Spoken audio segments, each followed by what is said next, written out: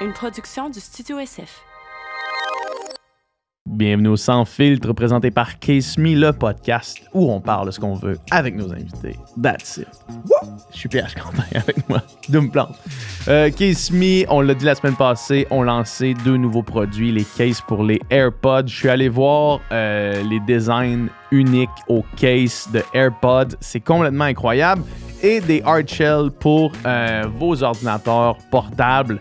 Donc, si vous êtes tanné de briser vos cellulaires, vos AirPods, vos ordinateurs portables, je sais que moi, j'ai cassé trop d'affaires dans mon temps.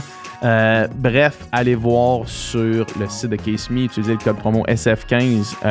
Assurez-vous de l'utiliser en fait pour qu'ils sachent que c'est nous qui vous envoie. Puis profitez de 15% de rabais pour protéger honnêtement des appareils électroniques dispendieux.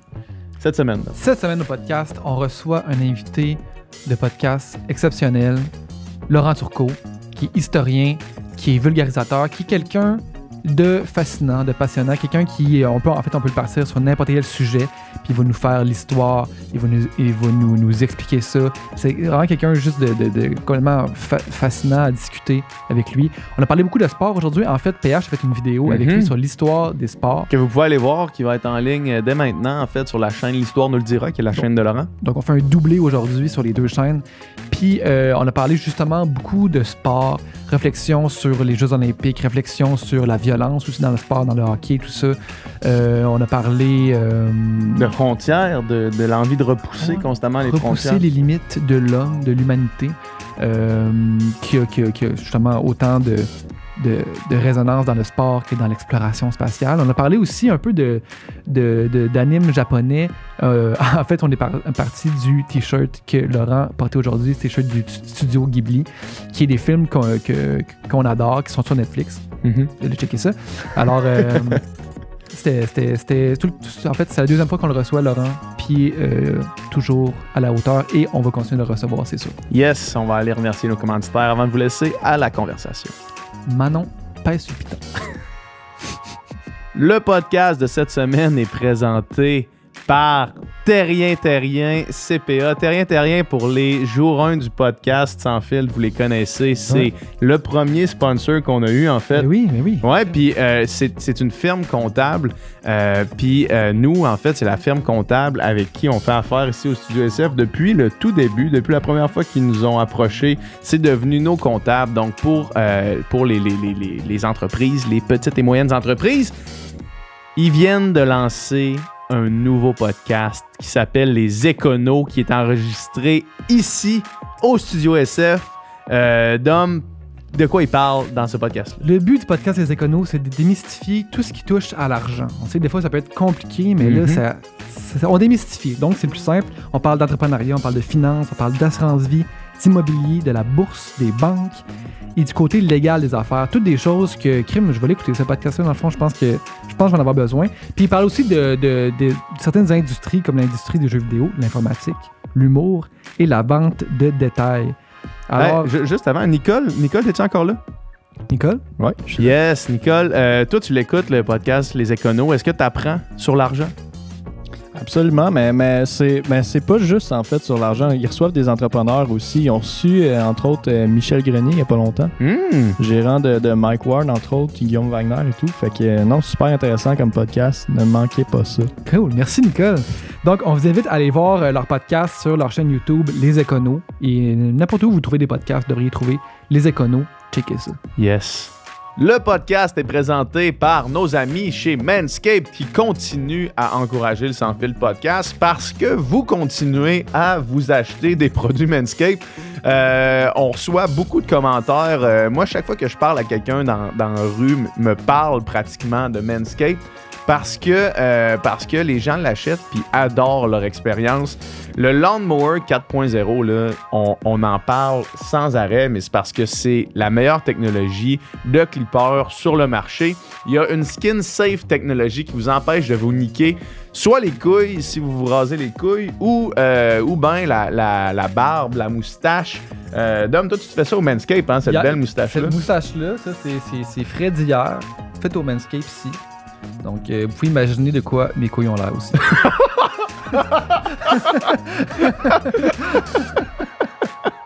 Il y a le pack Perfect Package là-dedans. C'est le package 4.0. 4.0, il y a tout ce que vous avez besoin là-dedans. Il y a le lawnmower, mais il y a aussi des petits produits déodorisants pour balls et compagnie. Petit toner. Il y a aussi les boxeurs Manscaped. Moi, je les adore. C'est genre mes boxeurs préférés. Je les porte même en ce moment même. Je pourrais vous les montrer, mais je le ferai pas. On a déjà assez d'images. Ils sont vraiment confortables. Il y a un t-shirt là-dedans. Il y a le parfum que PH porte. Ouais, moi ça c'est mon parfum, je l'ai adopté. Je pensais pas que j'allais être un gars qui allait avoir un parfum, mais chaque fois que je sors, mettons dans une situation un petit peu plus huppée, je me parfume un peu avec le Manscaped. Puis honnêtement, je pensais pas que ça allait faire ça, mais ça me donne un Boost petit boost de confiance, pour vrai. On a un code promo pour vous autres qui est le sans filtre 20 pour 20% de rabais et le shipping gratuit. C'est pas un petit rabais, c'est énorme dans le fond. 20% de rabais plus le shipping gratuit. Fait que procurez-vous ça, puis vous allez savoir de quoi on parle. Yeah, merci Manscaped.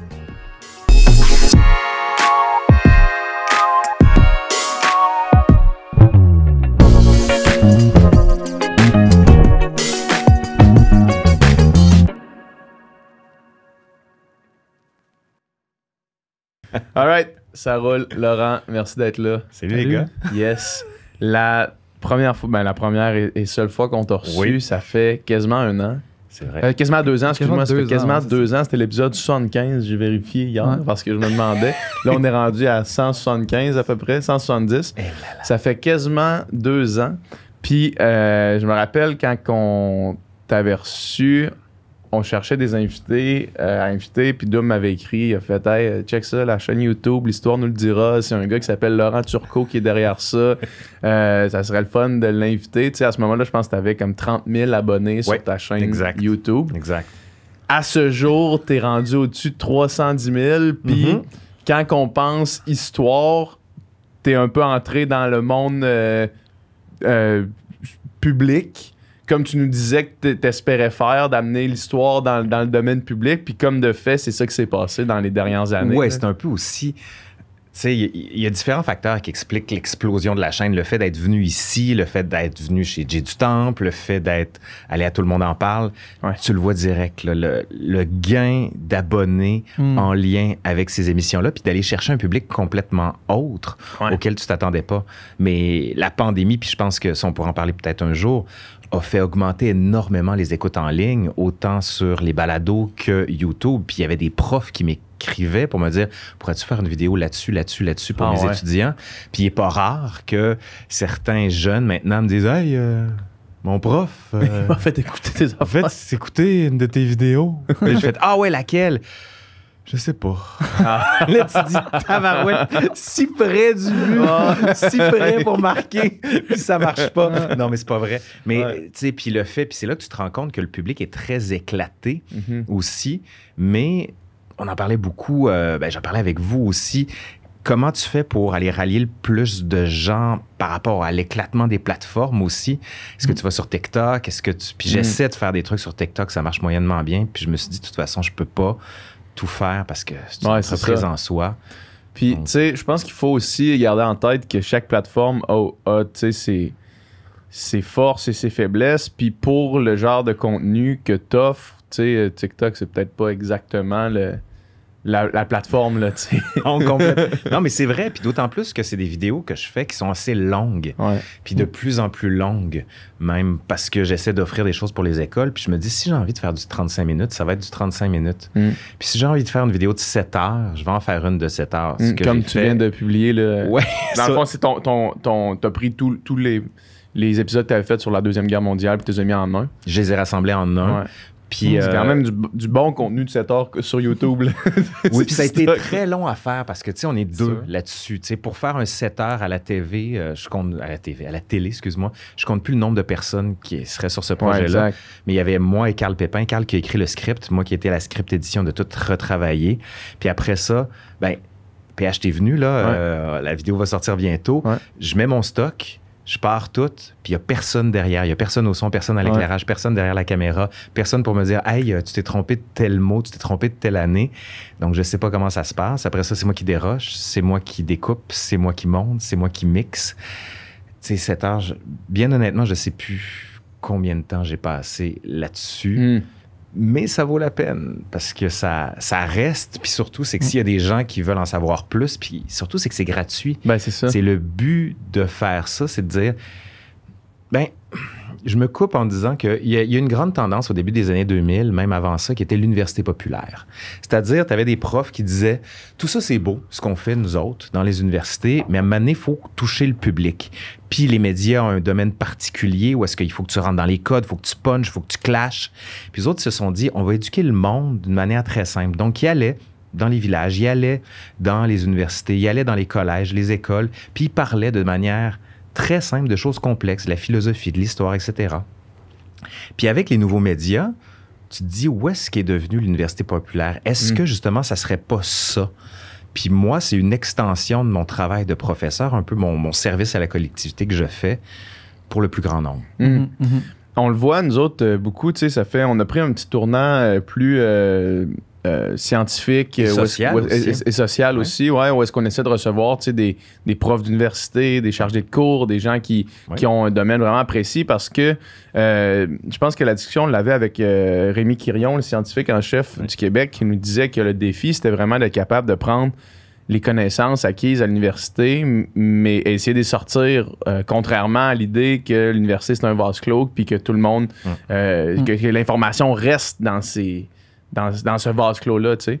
Puis on le voit, tu sais, juste avec notre auditoire, c'est les podcasts qui génèrent le plus de réactions, sont ceux où est-ce qu'on amène quelqu'un qui est un expert dans un domaine ultra précis, mais qui est bon aussi à vulgariser cette chose-là, ce qui fait que à la fois nous et nos auditeurs, on apprend quelque chose, puis on se rend compte qu'il y a bien des affaires qu'on connaît pas, qui font partie de la connaissance générale humaine. Là, oui, puis que tu peux comprendre. C'est ça le grand défi, puis vous le faites très bien ici, de donner la parole à des gens qui sont des bons profs pour la plupart, mais qui n'ont pas l'auditoire ou qui n'ont pas eu la chance d'aller dans les médias parce que c'est très compliqué. Souvent, les médias, ils ont leurs personnes connues, ils vont très vite. Il faut que tu sois capable de répondre dans les 5-6 heures tout de suite après. Si tu dis, ben je peux pas, mais demain, je pourrais, ah non, ça va être trop tard, c'est fini. Tu n'es plus dans la loupe. Puis le fait de permettre à des gens d'expliquer des choses qu'on pense complexes, mais qui au final ne le sont pas. Puis la pandémie a forcé les experts à se dire, hey, il y en a des illuminés là, faut communiquer, qui disent des niaiseries. Puis, c'est pas tant qu'on les a laissés trop parler que nous qui n'avons pas assez parlé. C'est nous qui n'avons pas assez pris la place qui nous revenait et qu'on considérait à être inutile parce que, tu sais, là, dans la fonction de vulgarisation, t'as la notion de vulgaire, s'adresser au bas peuple. Puis pour certains, on dit, c'est inutile, ça dessert, tandis que moi, je veux faire avancer mes recherches. Mais moi, dans ma tête, tu peux pas avancer des recherches sans offrir de l'autre côté cette espèce de volonté de faire avancer l'esprit public. Mais il faut que tu embarques le monde dans le bateau avec toi, parce que sinon, si tu es tout seul dans ta barque en avant, je veux dire, ça ne donne pas grand-chose. Mais c'est intéressant, ça, comme question, puis comme commentaire, sous-entendu, il faut que tu embarques les gens avec toi. Puis il y a des codes dans tous les médiums, quels qu'ils soient. Le code YouTube, le code podcast, le code télé, le code Twitter, le code Facebook.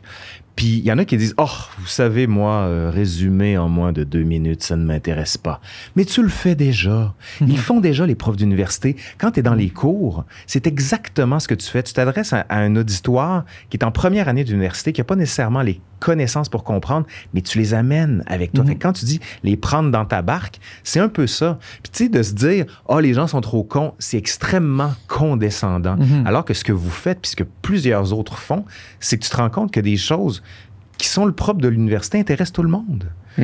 Donc, ça marche vraiment. Puis il y a beaucoup de podcasts que vous faites ici au SF Studio qui sont de plus en plus diversifiés, qui vont toucher des domaines de plus en plus divers.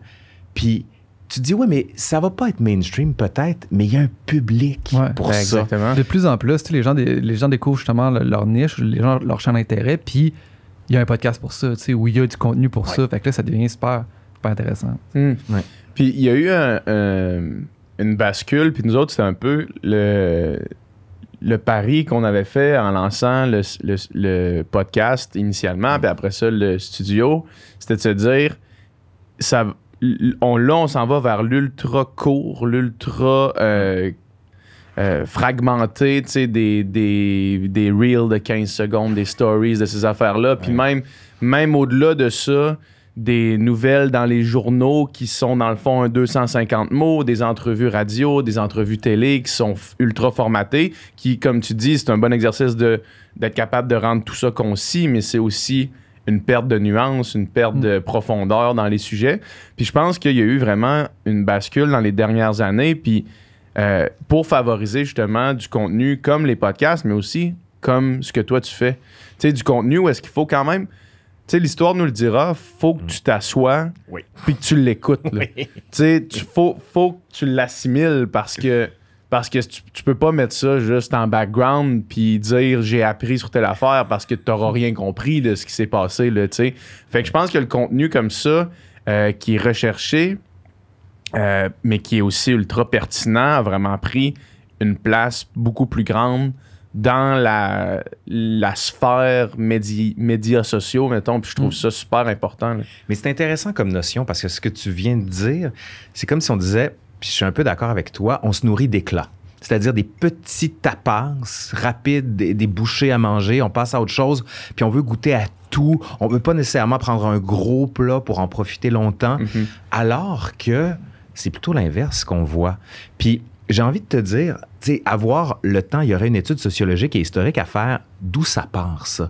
À quel moment? Puis moi, j'ai une intuition. L'intuition, c'est qu'on a assisté depuis à peu près une quinzaine, vingtaine d'années à une pipolisation très, très forte de la télévision, où il te fallait énormément de vedettes, énormément d'humoristes.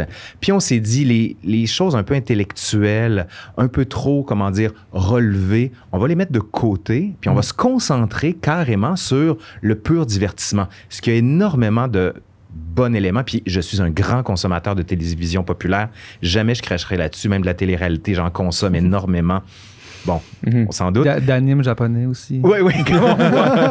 Pour ceux qui ne nous voient pas, là, j'ai un magnifique T-shirt de Totoro. Je suis un grand fan. Un jour, on fera un podcast sur le studio Ghibli, si vous voulez. Tu fais un... Ça s'en vient. Ah ouais? Ça s'en vient parce que ça, écoute, je t'en reparle dans 2 secondes. Mais c'est ça, mon intuition, c'est qu'à un moment donné, il y a comme une cassure où est-ce que les gens se sont dit il me manque quelque chose. Ouais. Il me manque quelque chose. Puis tu as des émissions qui poursuivaient comme Plus on est de fou, plus on lit à Radio-Canada, qui est une des plus écoutées dans une tranche horaire de l'après-midi. Puis tu rentres dans le complexe. Là, mané, c'est OK, gang, mythologie pendant 30 minutes. Puis ça marche. Puis c'est des gens ultra compétents dans un style clair, simple. Puis ça crée plein de carrières. Simon Boulris, par exemple, qui est sorti de là, qui fait aujourd'hui une magnifique carrière, un grand auteur jeunesse. Puis je pense que vous, les gars, vous êtes arrivés à un moment où il y a une nouvelle génération qui arrive, qui veut plus, puis on leur a offert, à travers des podcasts plus méditatifs. Ce que j'entends par méditatif, c'est quand tu te nourris d'éclats, c'est comme paf, un petit feu d'artifice qui vient d'éclater. Mais quand tu es dans le plus long, tout d'un coup, ton corps s'apaise, puis tu dis... Tu sais, quand tu regardes mes vidéos, tu peux pas juste regarder ça en dilettante, il faut que tu t'assoies. Puis le fait de t'asseoir, de te concentrer, de te fermer au monde, je pense qu'on a besoin de ça. De la même manière qu'on a besoin de lire un livre à m'amener sans être plugué sur Internet pour voir une notification popper pour dire « Hey, il y a ça qui vient d'arriver. » Ah! Non! Les œillères à m'amener, pas pour se couper du monde, mais pour se concentrer sur un élément. Je pense que c'est ce qui motive aussi le podcast, mais la tournure qu'on prend justement de recevoir plus des experts, recevoir plus, c'est exactement ce que tu viens de dire là, tu sais, de l'opinion puis du divertissement, il y en a déjà assez, il y en a déjà beaucoup. Tu sais, l'opinion, tout le monde a une opinion sur tout aujourd'hui, tout le monde exprime son opinion sur tout sur les réseaux sociaux, mais les faits de l'objectivité, de la science, c'est ça qui manque en ce moment, pour en avoir les conséquences. C'est de la nourriture, c'est ça. C'est que tu peux pas te nourrir de crémage. Des fois, l'opinion, c'est le crémage que tu rajoutes, mais si tu as juste du crémage, tu fais « Hey, Colin, ça te tombe sur le cœur. » là. Imagine si tu te dis « Je vais t'offrir un gâteau de noces, puis il va juste avoir du crémage. » Tu vas faire, puis ça écœure vite. Là. C'est sucré, c'est gras, puis ceux qui n'ont jamais fait de crémage de gâteau, vous regarderez le nombre de beurre qu'il y a là-dedans. Là. Si tu manges que ça, tu vas mourir. Oui, l'expert en nutrition qui nous parle aussi. Mais il y a ça aussi, puis tu sais, il faut une diversité, mais on serait fou de dire que tout se vaut. Je pense qu'il y a des fruits puis des légumes à m'amener dans le contenu. Puis les fruits puis les légumes, si t'es tard, ça m'amener, l'esprit va dépérir. Puis je pense que comme société, j'aime ça quand il y a des émissions comme Plus on est de fou, plus on lit. J'aime ça quand il y a des émissions comme Aujourd'hui l'Histoire, qui marchent énormément en ce moment, puis tant mieux. Ou est-ce qu'on se dit peut-être que ça va chercher un moins grand public, pas dans le cas de les deux cas que je viens d'évoquer, mais qui vont aller trouver quand même des gens qui ont besoin de ça. Puis si on leur offre pas, là, il y a un problème. Puis ça peut servir à un plus grand nombre, plus qu'on ne le croit. Ben, je pense aussi. Puis je pense que, tu sais, dans ces cas-là, tu sais, du contenu qui parle à tout le monde, ça parle finalement à pas grand monde, là, tu sais, au sens où... Oui, ça, c'est l'erreur. C'est ça, exact. Si t'essaies de dire, tu sais, si, mettons, là, nous autres, quand on l'a fait, ça se faisait pas beaucoup, là, mais... ben, racontez-moi donc comment vous avez commencé, ça. C'est quoi que vous vous êtes dit? Parce que vous en avez parlé quelques fois, mais... Ouais, nous autres, ça faisait longtemps qu'on cherchait un projet. Là. Quand on était au secondaire, on voulait dominer le monde avec plusieurs idées. À un moment donné, on se partait à un festival de musique. À un moment donné, on a eu toutes sortes d'idées qu'on concrétisait. Genre, le lendemain, on y pensait même plus. Ouais, c'est ça. C'est vraiment, c'était très court terme. Là. Ouais. Puis, tu sais, là, PH a fait Occupation Double. Puis là, il est sorti de là. Puis, c'était une période où est-ce que, tu sais, on se parlait encore beaucoup, peut-être qu'on se voyait un peu moins, ou du moins, tu sais, on n'était plus, tu sais, j'étais à Montréal, moi j'étais à Québec, Puis, mais ce dont on se parlait souvent, c'était les podcasts qu'on écoutait. C'est comme, hey, tu écoutais tel podcast, tu écoutais telle affaire, puis là, on en discutait, puis tout ça. Puis, c'est comme devenu rapidement un genre d'intérêt commun qu'on avait, puis un genre de passion. Puis, à un moment donné, je pense que c'est juste moi qui ai fait, hey, on se part un podcast, puis là, je me disais, hey, je pensais exactement la même chose. Go, on se part un podcast, puis quelques semaines après, on sortait le premier épisode, puis c'était comme, tout de suite, on est allé acheter des caméras, on a fait des tests, OK, on a appris comment ça marchait. Moi, je connaissais l'enregistrement. On a fait 3 podcasts, les deux ensemble, tout seul, qu'on a chuté parce qu'on n'était pas capable d'enregistrer rien. Ça chiait tout le temps. Moi, je les ai gardés, par exemple, les mauvais. Ils sont encore sur ma chaîne. Mais c'était pas qu'ils étaient mauvais nécessairement. Volontairement. Ils étaient sans doute mauvais, sauf que c'était techniquement, on avait des problèmes. Moi aussi. Écoute, moi, le premier, vous irez voir la bande-annonce que j'ai faite. J'ai pas acheté la bonne affaire. Tu sais, là, les gens voient pas, mais il y a 3 trépieds. Moi, j'avais acheté un pole comme ça que tu devais tenir, mais je pouvais pas le tenir. Fait que j'avais fait tenir la caméra en équilibre, mais le problème, c'est qu'elle faisait ça de même. C'est qu'elle avançait puis elle reculait. J'étais on focus, off focus, on focus, off focus. Puis j'avais parti mon enregistreur, je ne savais pas comment ça marchait. Fait que le son n'a pas enregistré, fait que c'est le son de la cam. C'est dégueu. Je fais comme, pas grave. Puis après ça, j'ai fait ma première vidéo. Même chose, le son est dégueu. Mais il y a plein de gens qui t'écrivent après ça dans la communauté pour dire « Qu'est-ce que tu fais? » Prends ton... Puis il y a plein de gens qui t'aident après ça. Puis là, tu vas sur Google puis tu fais « Comment fonctionne telle caméra? Comment bien enregistrer? » Ce que tu dis là c'est... Là, tu sais, je suis loin d'être un sage là, ou un expert, là, mais... Si j'ai un conseil à donner, mettons, ben, tu sais, je vais même pas dire à des gens début vingtaine, je vais dire à PH début vingtaine, là, c'est commence ton affaire. Commence-le. Si t'as une idée, commence-la, parce que si t'attends que ça soit parfait, tu vas jamais rien commencer. Là. À chaque fois, on s'améliore encore. Je suis sûr que toi, c'est la même chose. Ton système, tu l'as rodé, puis à chaque... Tu sais, je suis sûr qu'à force de faire le montage de tes vidéos, tu sais, mettons, OK, non, là, je vais reprendre la take parce que je sais qu'au montage, ça va être plus chiant, puis là, ça fait que tout est mieux, là, tu sais. Mais comme tu dis, si tu les as laissés, les gens qui nous écoutent, qui veulent voir de quoi on parle, allez voir les premières vidéos de Laurent. Non, mais c'est une catastrophe. Puis même les vidéos d'il y a 1 an et demi, mon éclairage en arrière est dégueu. On a l'impression que c'est mort. Puis il y a un des amis de ma blonde qui fait les éclairages pour le Cirque du Soleil. Puis on prenait un verre à un moment donné, il me dit « Laurent, je travaille pas en ce moment. C'est comme la pandémie. Voudrais-tu que je vienne t'aider pour... Je fais « Oui. » Oui, s'il vous plaît. Puis il m'a comme expliqué, puis là, vous irez voir en arrière, j'ai mis une lumière qui est orangée, tu l'as vu, le PH, t'étais là. Puis après ça, j'ai un Airlight qui est la même couleur, fait qu'il donne l'impression que la lumière en arrière vient se projeter sur nous, puis nous découpe carrément sur l'image. C'est un petit détail, mais qui en est pas un. Puis tu vois, là, je suis rendu sur du fine-tuning comme ça. Puis c'est vrai que quand j'enregistre, parce que ce que les gens peut-être savent ou savent pas, c'est que moi, j'ai un prompteur.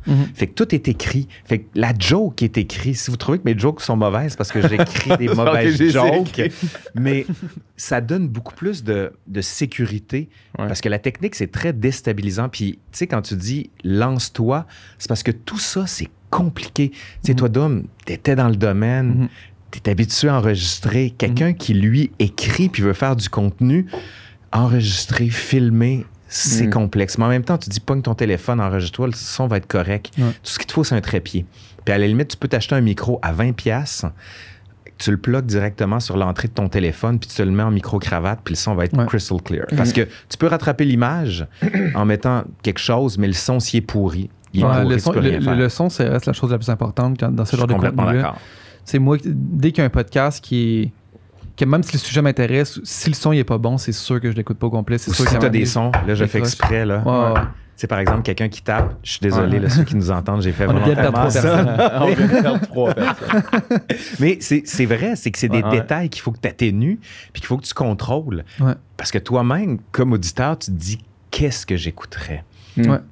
Exact. Puis il faut se réécouter, le fait de se monter. Moi, je me monte moi-même. Ouais. Puis ma blonde a dit, je sais pas comment tu fais. Elle a dit, moi, je voudrais me tuer. Je veux me tuer, mais tu vois tous tes défauts. Ouais. Puis tes béquilles. Je me souviens parce que j'avais pris des cours de théâtre dans une autre vie. Je pensais que, tu sais, vous disiez que vous aviez plein de projets. Moi, un de ceux-là, c'était devenir acteur. Ouais. Un jour, je vous raconterais ça. Puis j'étais à Paris, je faisais ma thèse, puis je prenais des cours de théâtre. Ouais. Puis j'avais un tic. Puis plusieurs tics même. Puis à un moment donné, à chaque fois que je faisais ce tic-là, tic de langage, le prof de théâtre tapait dans les mains. Puis à un moment donné, c'était... Tu fais, OK, c'est beau, là. J'avais envie de le tuer, mais ça m'a carrément coupé mon tic. Parce que faut que tu aies quelqu'un en arrière. Et si vous avez quelqu'un, vous êtes deux, c'est facile. Ouais. Mais nous, tu ouais. vois, ça fait longtemps qu'on se réécoute plus, par exemple. Oui, vous avez quelqu'un pour le Mais faire. c'est sûr que si on l'écoutait, on remarquerait des affaires, on corrigerait certaines affaires, puis possiblement qu'on s'améliorerait. Mais à un moment donné, on fait des compromis, on fait des concessions, parce que c'est beaucoup de temps. Mais pour ceux qui commencent, réécoutez-vous. Mais c'est sûr. Ouais, Moi, je me réécoutais. Regardez-vous. Les premiers mois, je me réécoutais systématiquement, Ouais. puis je remarquais des affaires, j'essayais d'améliorer T'es des même affaires. allé à suivre des cours de diction. Ouais, j'ai fait pendant une ce couple de temps-là. cours de diction pour essayer d'améliorer ça. Oh, ouais. Puis, je sais pas si ça a amélioré quelque chose. mais- Non, mais c'est un bon truc. Puis, tu sais, d'articuler, de faire des exercices avant de parler. Excusez-nous, là, on est en train de parler de choses extrêmement techniques. Ouais. Mais c'est parce que les gens voient pas tout le travail qu'il y a avant de ce qui est fait. Ils pensent qu'on pose la caméra, on pose le micro, puis let's go. Ouais. Puis que le sujet nous vient Ouais. de manière holistique. Ouais. Alors que pas du tout, là. Mais justement, je voulais partir de l'exemple de la vidéo qu'on a faite ensemble. Oui. Pour les gens qui nous écoutent en ce moment, la vidéo est en ligne, c'est sûr, Oui, là, oui, c'est tout à fait. au moment où est-ce que vous nous écoutez. Donc, c'est une vidéo sur l'histoire du sport. Puis, je voudrais qu'on prenne cet exemple-là pour que tu nous expliques un peu comment tu fais tes recherches, comment tu travailles, parce que tu sais, toi, t'es un expert de la France, t'es un expert de la Révolution française. Oui. Ta thèse était sur, précisément, Le promeneur à Paris au 18e siècle. le promeneur à Paris au 18e siècle. Fait que t'es un 18e-iste. Oh oui, tu l'as eu!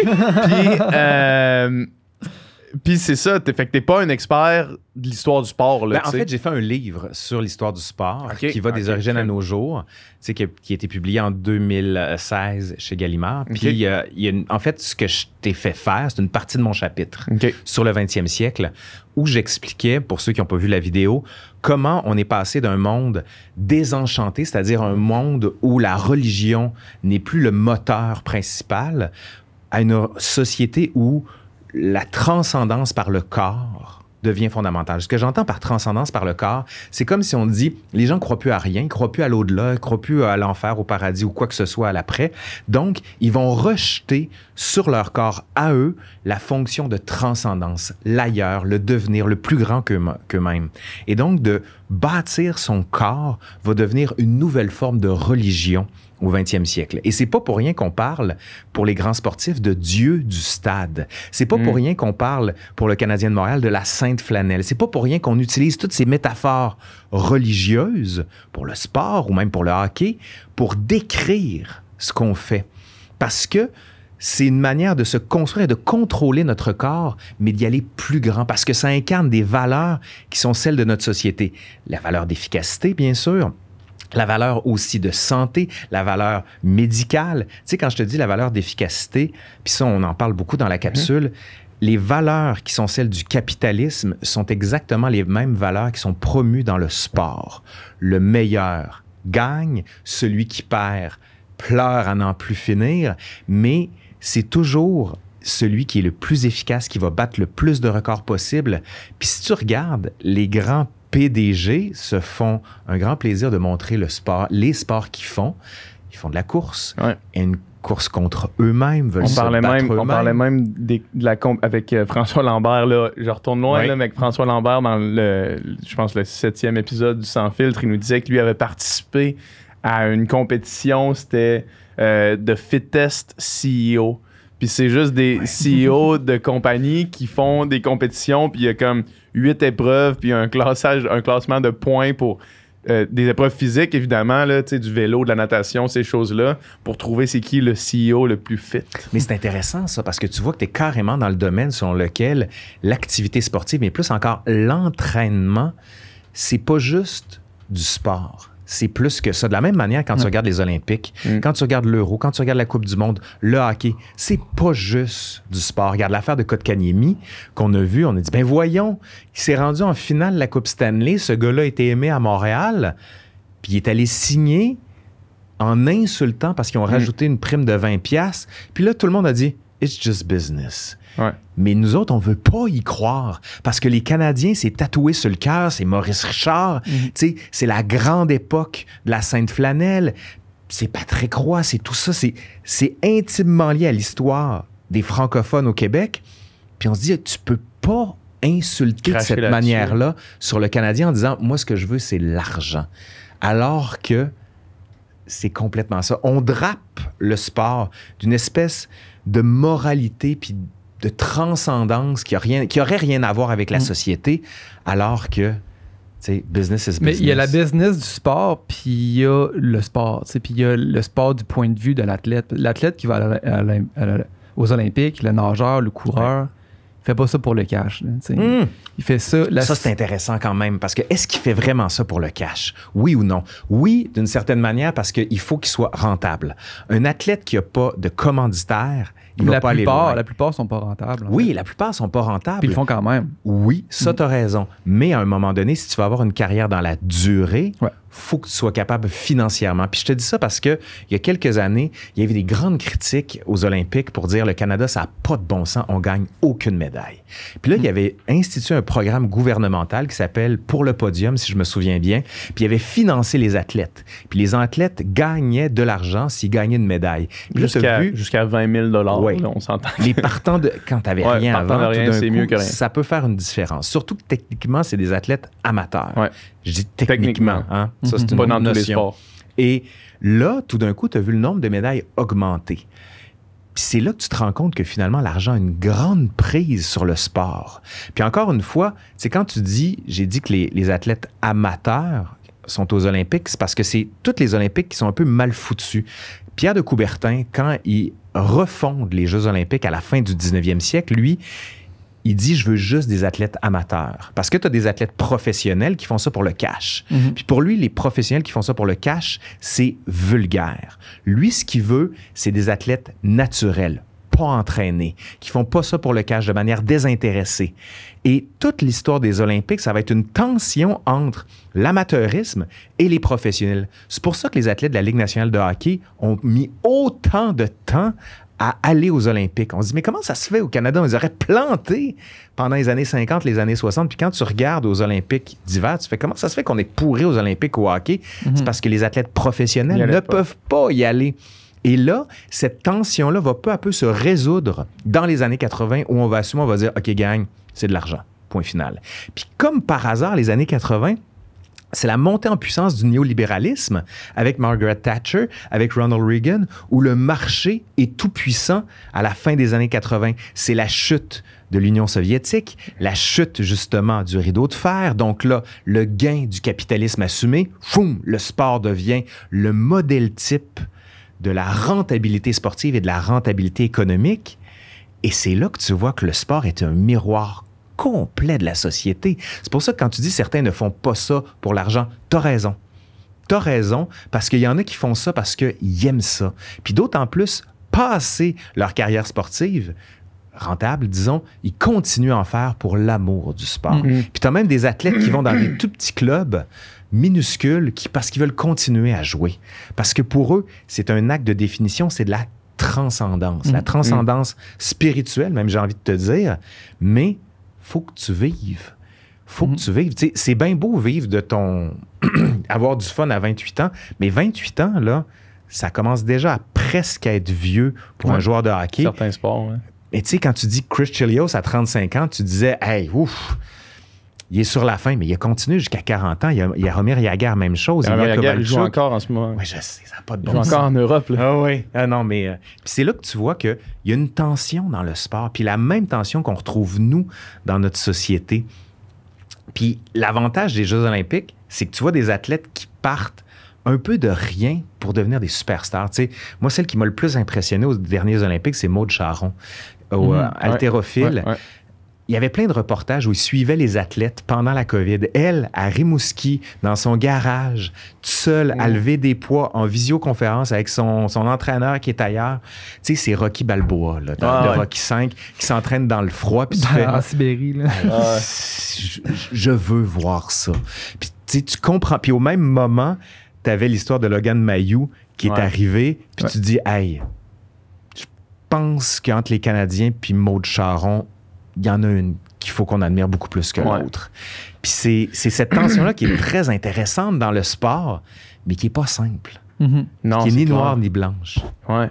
Puis la question des Olympiques, c'est tout le temps aussi, tu sais, de se dire, il y a tellement d'argent qui est généré par les Olympiques, puis il y en a tellement peu qui revient aux athlètes, surtout les sports amateurs, là, tu sais, on se pose la question, c'est-tu vraiment louable, les Olympiques? Tu sais, qu'est-ce qu'on fait avec ça, alors que c'est le rêve d'une vie de tous ces athlètes-là, mais qu'au final, t'as pas vraiment envie d'encourager? Ouais. C'est les grandes tensions qui existent depuis longtemps. C'est Albert Jacquard, grand philosophe, qui avait écrit un livre pour dire qu'il faut arrêter les Olympiques. Parce que pour lui, c'est une destruction complète. Puis quand tu regardes les anciens sites olympiques, ce qui en reste, tu te dis, puis même Montréal, nous, si tu regardes le stade olympique, on l'a payé pendant 40 ans. Puis ce qui est assez symbolique, c'est que pour payer le stade olympique à Montréal, on a mis une taxe sur les produits du tabac. Pour payer le stade, le sport, on a taxé les fumeurs qui se tuent. Il y a là-dessus une métaphore magnifique de notre société. Mais tu sais, tu te dis, est-ce que ça vaut la peine, les Olympiques? Si tu regardes Tokyo, il y a beaucoup de gens à Tokyo, aux derniers Jeux olympiques, pendant la pandémie, qui devaient se tenir en 2020, qui ont été tenus en 2021, puis disaient, on veut pas les tenir. On veut pas les... C'est le CEO qui a dit, non, mais vous avez signé. Puis c'est là que tu vois l'espèce de conservatisme puant du CEO qui dessert le sport plus qu'autre chose. C'est là que tu dis, est-ce qu'il ne faudrait pas casser ce modèle-là? Puis il y a des gens qui l'ont cassé. Puis une des organisations qui l'a cassé, c'est la FIFA, la Fédération internationale de football association, qui fait la Coupe du monde, se rendait compte que leur sport se développait mal ou pas comme ils voulaient pendant les Olympiques. Donc, ils se sont dit, on va créer notre compétition, et ils l'ont intercalé entre les Olympiques. Donc, tu as les Olympiques, 2 ans après la Coupe du monde, les Olympiques d'été. Bien sûr. Puis tu le vois, la Coupe du monde de soccer, de football, qui est extrêmement suivie. Il n'y a pas du tout d'amateurisme là-dedans. Ils l'ont assumé dès le début. Nous autres, c'est pour faire de l'argent. Point final, that's it. Aussi corrompu que sans le CEO. doute, Ça, c'est sûr. Mais ce qui est affreux là-dedans, c'est que l'athlète, lui, il n'a pas demandé à vivre ça. Lui, tout ce qu'il veut, c'est faire son sport. Mais il subit les formes d'oppression que sont le CEO, les filles. Puis ce qui est exactement dans la même chose que dans la société. Le pauvre travailleur qui gagne son 12 piastres de l'heure au Walmart, lui, tout ce qu'il veut, c'est finir ses fins de mois, mais subit les formes d'oppression du capitalisme qui ne lui permet pas de se libérer.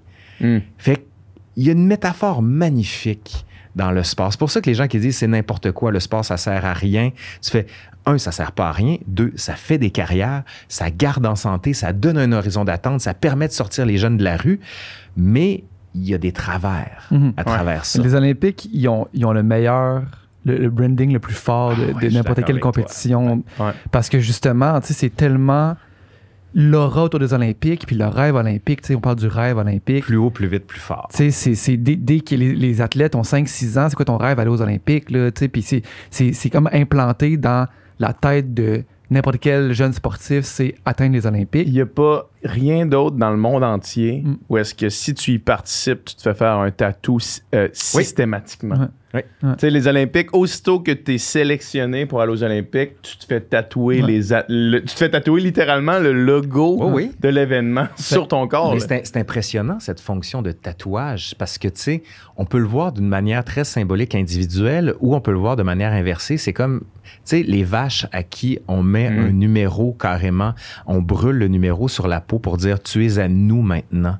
Il y en a qui s'attaquent aux Olympiques. T'sais, on dira jamais assez à Sochi, avec les lois anti-homosexuelles qui avaient été passées par la Russie de Vladimir Poutine. Certains athlètes avaient voulu manifester avec le drapeau de la fierté et on leur avait dit « si vous voulez manifester, on vous a fait un spot à 60 km loin du village olympique, puis vous le faites là-bas. » Parce que les Olympiques ne peuvent pas être politiques.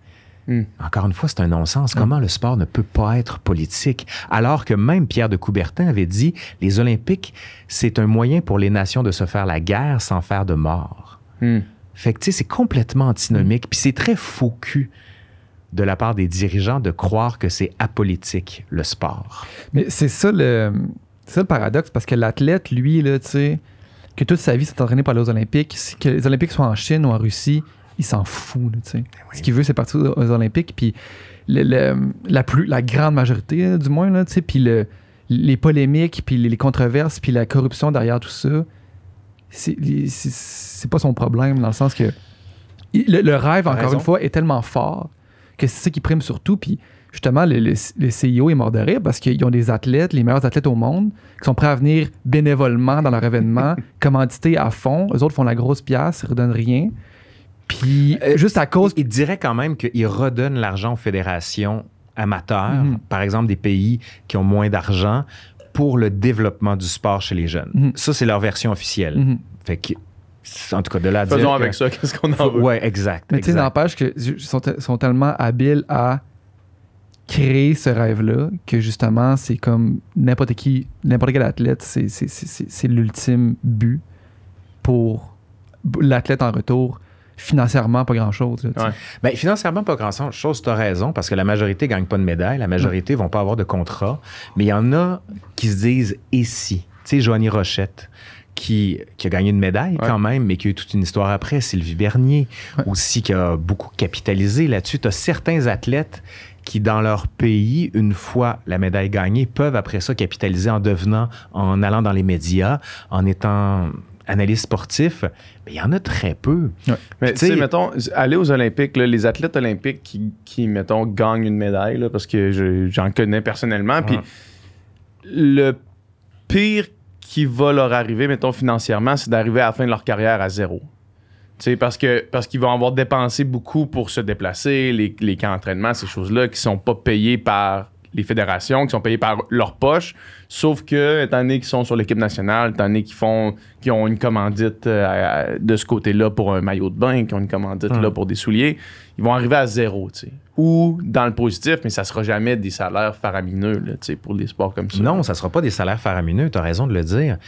Puis vous avez raison de dire aussi que le CIO est un peu crampé en se remplissant les poches sur le dos des athlètes. Puis encore une fois, on peut faire la métaphore. Tu sais, des gens qui travaillent, par exemple, prenons une entreprise au hasard, Walmart ou Amazon, qui, eux, tout ce qu'ils veulent, c'est arriver à la fin de mois pour payer pour que leurs enfants aient de la nourriture sur la table, puis qu'ils savent très bien que les pratiques d'Amazon ou de Walmart sont ignobles. Mais eux se disent, faut que je travaille. Faut que je travaille. C'est mieux que rien. Puis, mais c'est là que tu dis, dans quelle mesure peut-on foutre le feu à tout pour recommencer à zéro? Dans la société comme dans le sport, c'est un peu la même chose. Puis si tu dis, on crée nos propres Olympiques, tu dis, hey, bonne chance. De la même manière, tu dis, I'm going off the grid, puis je vais plus travailler, puis je vais devenir un ermite, puis tu dis, bonne chance. Fait comment tu fais pour changer? Comment tu fais pour foutre un coup à ça? Puis c'est là que tu vois que pour qui on vote, nous, pour nos gouvernements? Puis c'est les gouvernements qui nous représentent. Fait que si nos gouvernements ne sont pas capables de nous représenter efficacement, si Justin Trudeau ne dit pas que pour les prochaines Olympiques, on n'envoie pas d'athlètes s'il n'y a pas telle loi qui ne change pas, puis si on ne se met pas en gang pour le faire, ça ne se passera pas. Mais ça s'est fait dernièrement. Bien, dernièrement, Il y a eu des boycotts. Tu sais, en 1980 à Moscou, en 84 à Los Angeles, il y en a eu des boycotts. À quoi ça menait? À rien. Premièrement, parce que tu étais dans une opposition URSS-USA, ce qui était complètement différente. Mais aujourd'hui, tu es dans une opposition qui serait... On est dans une forme d'oppression de l'athlète ou d'aliénation de l'athlète ou d'aliénation du citoyen ou du travailleur. Fait que, tu sais, c'est insoluble. J'ai pas du tout de réponse à ça. Moi, ma fonction, c'est pas ça. C'est d'essayer de le comprendre puis de révéler ces mécanismes-là, puis de montrer que le sport que l'on regarde, certes, puis, tu sais, je te disais que la culture pop, j'en suis un grand fan. Le sport, je suis un fan fini, là. Puis, tu sais, un des clubs que j'adore, moi, je suis un grand fan de foot en France, puis je regarde le Paris Saint-Germain, puis tout le monde me dit, c'est ça, depuis qu'ils ont été achetés par les Qataris. Je fais, non, moi, c'est à l'époque où ils étaient pas bons que je les suivais, mais... J'adore le PSG, mais quand tu regardes qu'ils se sont achetés Messi, Neymar, Donnarumma, on a les meilleurs joueurs, on a aussi Mbappé, tu te dis, ben là, vous jouez pas dans la même ligue, les gars, là, ça n'a plus de bon sens. C'est comme avant le plafond salarial au hockey, les Red Wings s'achetaient les meilleurs joueurs puis plantaient tout le monde. Tu fais, à quoi ça sert? Tu sais, une des fonctions qui a fait que le sport a émergé au 19e siècle, c'est qu'ils se sont dit, là, ça va être les mêmes règles pour tout le monde.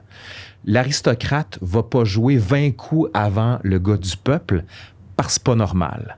Fait que ça va être tout le monde en même temps, tout le monde les mêmes règles. Puis peut-être qu'on est rendu là maintenant que faudrait rebattre les cartes pour dire tout le monde, vous avez joué avec les mêmes cartes, les mêmes voitures, les mêmes ballons, les mêmes chaussures, les mêmes pads pour tout le monde, puis that's it.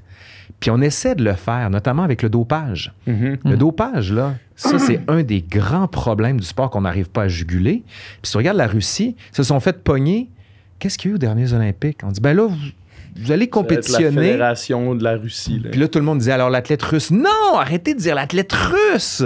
À la télé, dites l'athlète du rock. Puis ça, c'était très drôle. Nous autres, le rock, on disait Rest of Canada. Ouais, c'est ça. C'est un petit peu n'importe quoi. Mais tu sais, si on n'est pas capable de prendre acte de certaines décisions ignobles qui sont dans le sport, on a un problème. Mais encore une fois, ça revient à ce que je disais, c'est de la transcendance. On a tellement envie de se projeter. Puis, écoute, quand je regarde des athlètes qui gagnent, je braille. Mais oui, c'est ça. C'est l'amplificateur d'émotions par excellence. C'est un concentré. Tu sais, on était à Kamouraska cet été, puis on regardait les Olympiques chez des amis qui avaient un écran géant. Grand fan, comme vous le voyez. Puis on regardait le son en hauteur. Puis le son en hauteur, vous avez peut-être vu avec l'Italien puis le Qatari, qui sont arrivés kiff-kiff. Puis cette séquence où les deux sont avec l'arbitre, puis l'arbitre leur dit « On peut continuer si vous voulez ». Puis là, un des deux dit « Mais là, si on arrête là, on a une médaille les deux ». Le juge fait oui. Puis le regard qui se tire les deux. Tu sais, je te dis, j'en ai des frissons encore. Tu le racontes, j'ai des frissons. Puis tu fais, ben c'est ça. C'est ça, le sport. Tu sais, t'es pas obligé de gagner. Quand on l'écoute, le sport, quand on le regarde, c'est ça qu'on voit. Tu sais, avant de voir la business, avant de voir c'est ça qu'on voit. Tu sais, puis on voit le dépassement humain, on voit la persévérance ultime, on voit tout ça. Puis l'athlète aussi, c'est ça qu'il voit quand il le fait. Dans son parcours, c'est pas... c'est pas toute justement la politique autour du sport, c'est juste une espèce de quête spirituelle de dépassement de soi ultime. T'as raison de le dire. Tu sais, c'est le vecteur démocratique par excellence. Parti de rien, il s'est rendu là. C'est comme notre société. Started from the bottom, now we're here. Parti de rien, tu sais, le self-made man. Mais c'est pour ça que c'est magnifique, le sport, parce que ça va chercher en nous des valeurs qu'on a déjà intégrées dans notre société. Puis ça le catalyse à un tel point, puis c'est émotif, puis tu brailles. Écoute, les Canadiennes au soccer, qui n'a pas braillé ou exulté en regardant les filles avec Stéphanie Labbé qui arrêtent toutes les pénalités, tu fais, mais merci, bravo, là. Puis ils servent de ça, les politiques, tu sais, pour jouer sur la fibre nationale en même temps. Tu sais, l'équipe canadienne de soccer avec la défenseur qui est québécoise, puis beaucoup qui viennent d'un peu partout au Canada, dire, regardez, on est capable de construire quelque chose ensemble, là. Puis t'as d'un autre côté des gens qui disent, ben là, ce serait le temps qu'on ait notre équipe Québec. Parce que nous autres, ce qui nous intéresse, c'est surtout les Québécois. Puis tu regardes ça, c'est vrai. Tu regardes Radio-Can, quand ils font les Jeux olympiques, puis tu switches à CBC, tu fais « Hey, on n'est pas dans le même pays. » On parle même pas des mêmes athlètes jamais. Là, non, puis tu regardes la couverture aux États-Unis, en France, en Allemagne, tu fais « Hey, c'est pas les mêmes Jeux olympiques qu'on voit. Pas en tout. Puis c'est impressionnant. Mais moi, je trouve que le sport, c'est un meilleur moteur narratif que pratiquement n'importe quoi dans notre société parce que les histoires se racontent d'elles-mêmes. Puis on dirait que des fois, il y a des moments... Je reviens souvent à ça, mais en 2008, les Olympiques de Michael Phelps, t'aurais fait un film qui ça se passe de même. C'est meilleur que Rocky. Le monde serait allé au cinéma.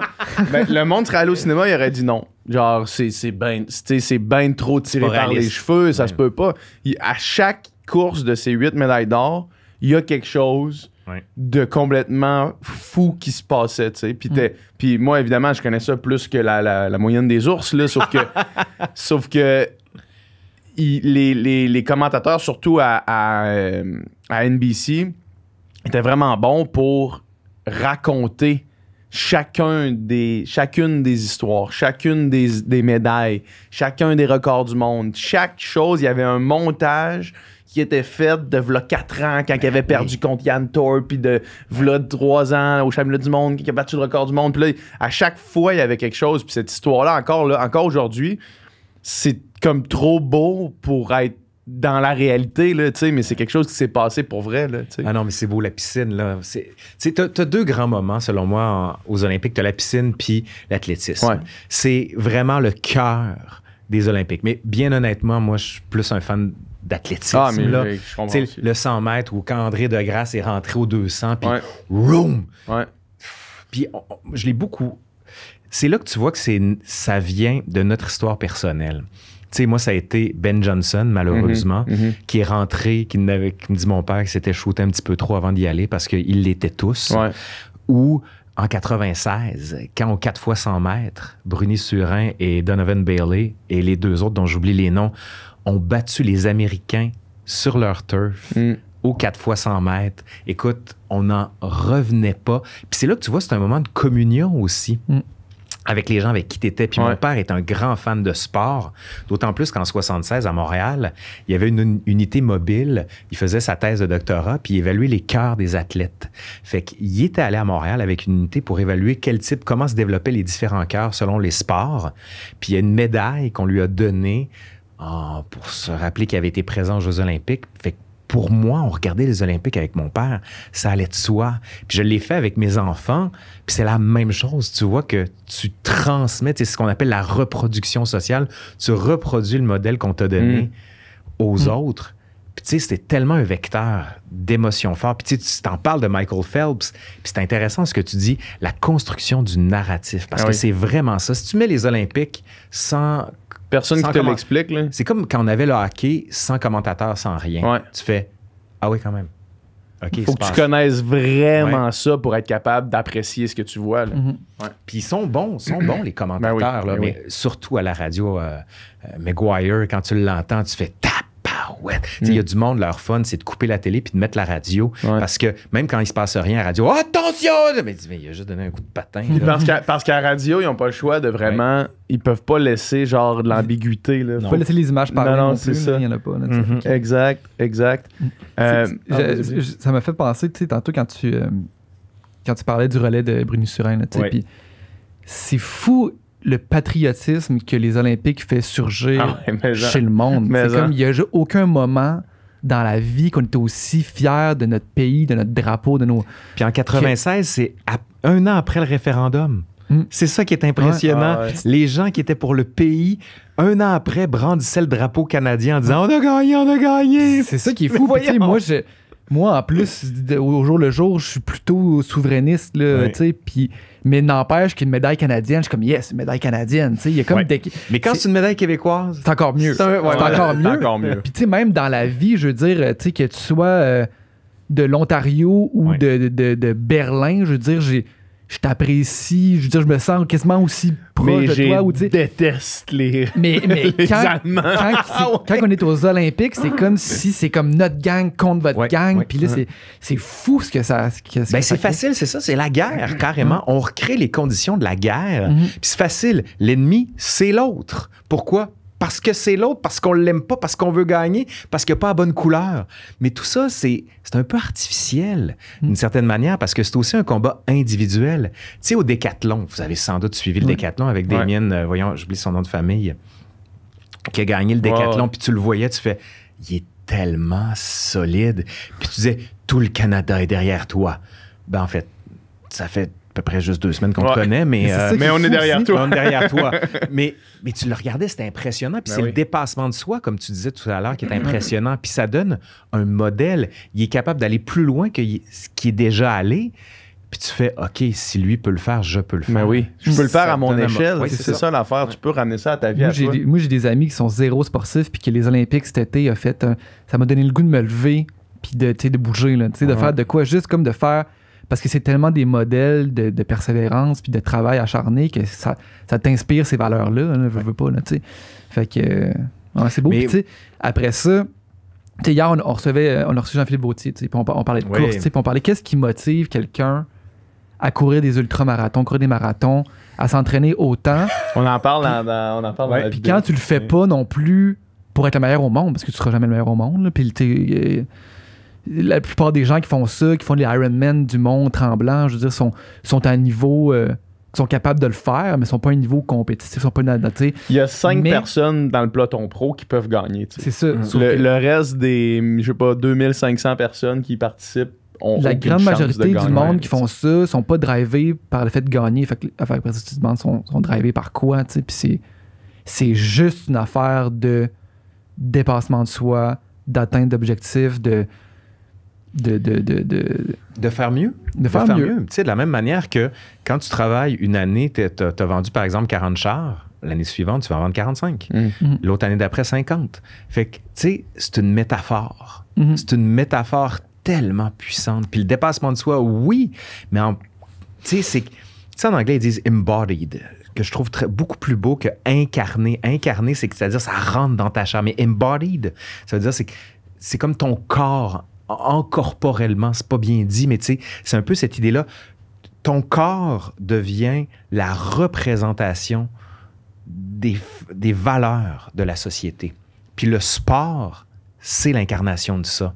Tu deviens dans le sport ce que les valeurs te disent de faire. Puis tu arrives à le faire à un niveau individuel que tu contrôles. Puis c'est ça le grand avantage du sport. Autant dans ta job, les critères de performance te sont imposés parfois, mais dans le sport, c'est toi qui te les imposes.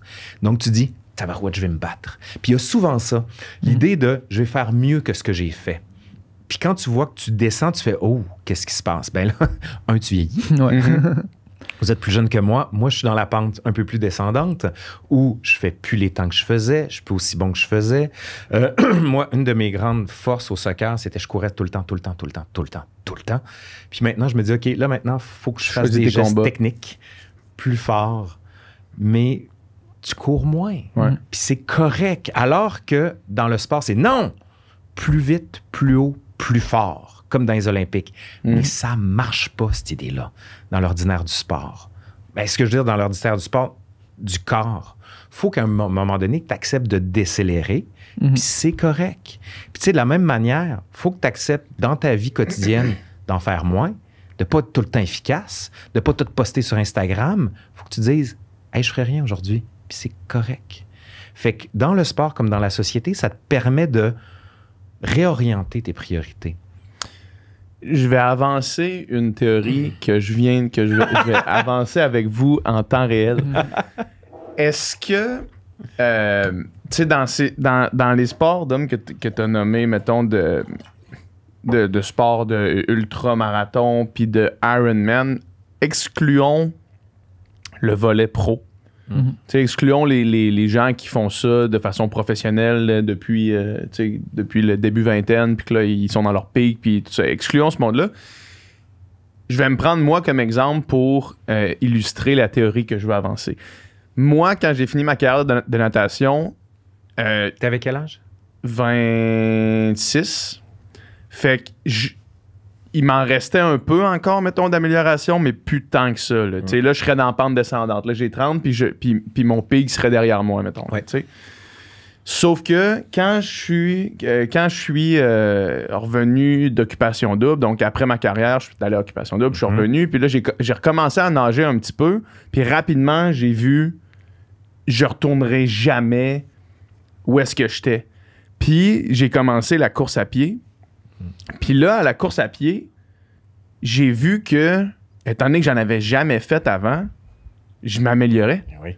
Puis que même si je vieillis, étant donné que c'est un sport qui est comme plus tu fais de kilomètres, plus tu t'améliores, puis tu sais, je suis loin d'être élite, fait que ma pente d'amélioration, je peux continuer à m'améliorer probablement jusqu'à temps que j'aille 50 ans à faire ça, juste à faire de la course à pied.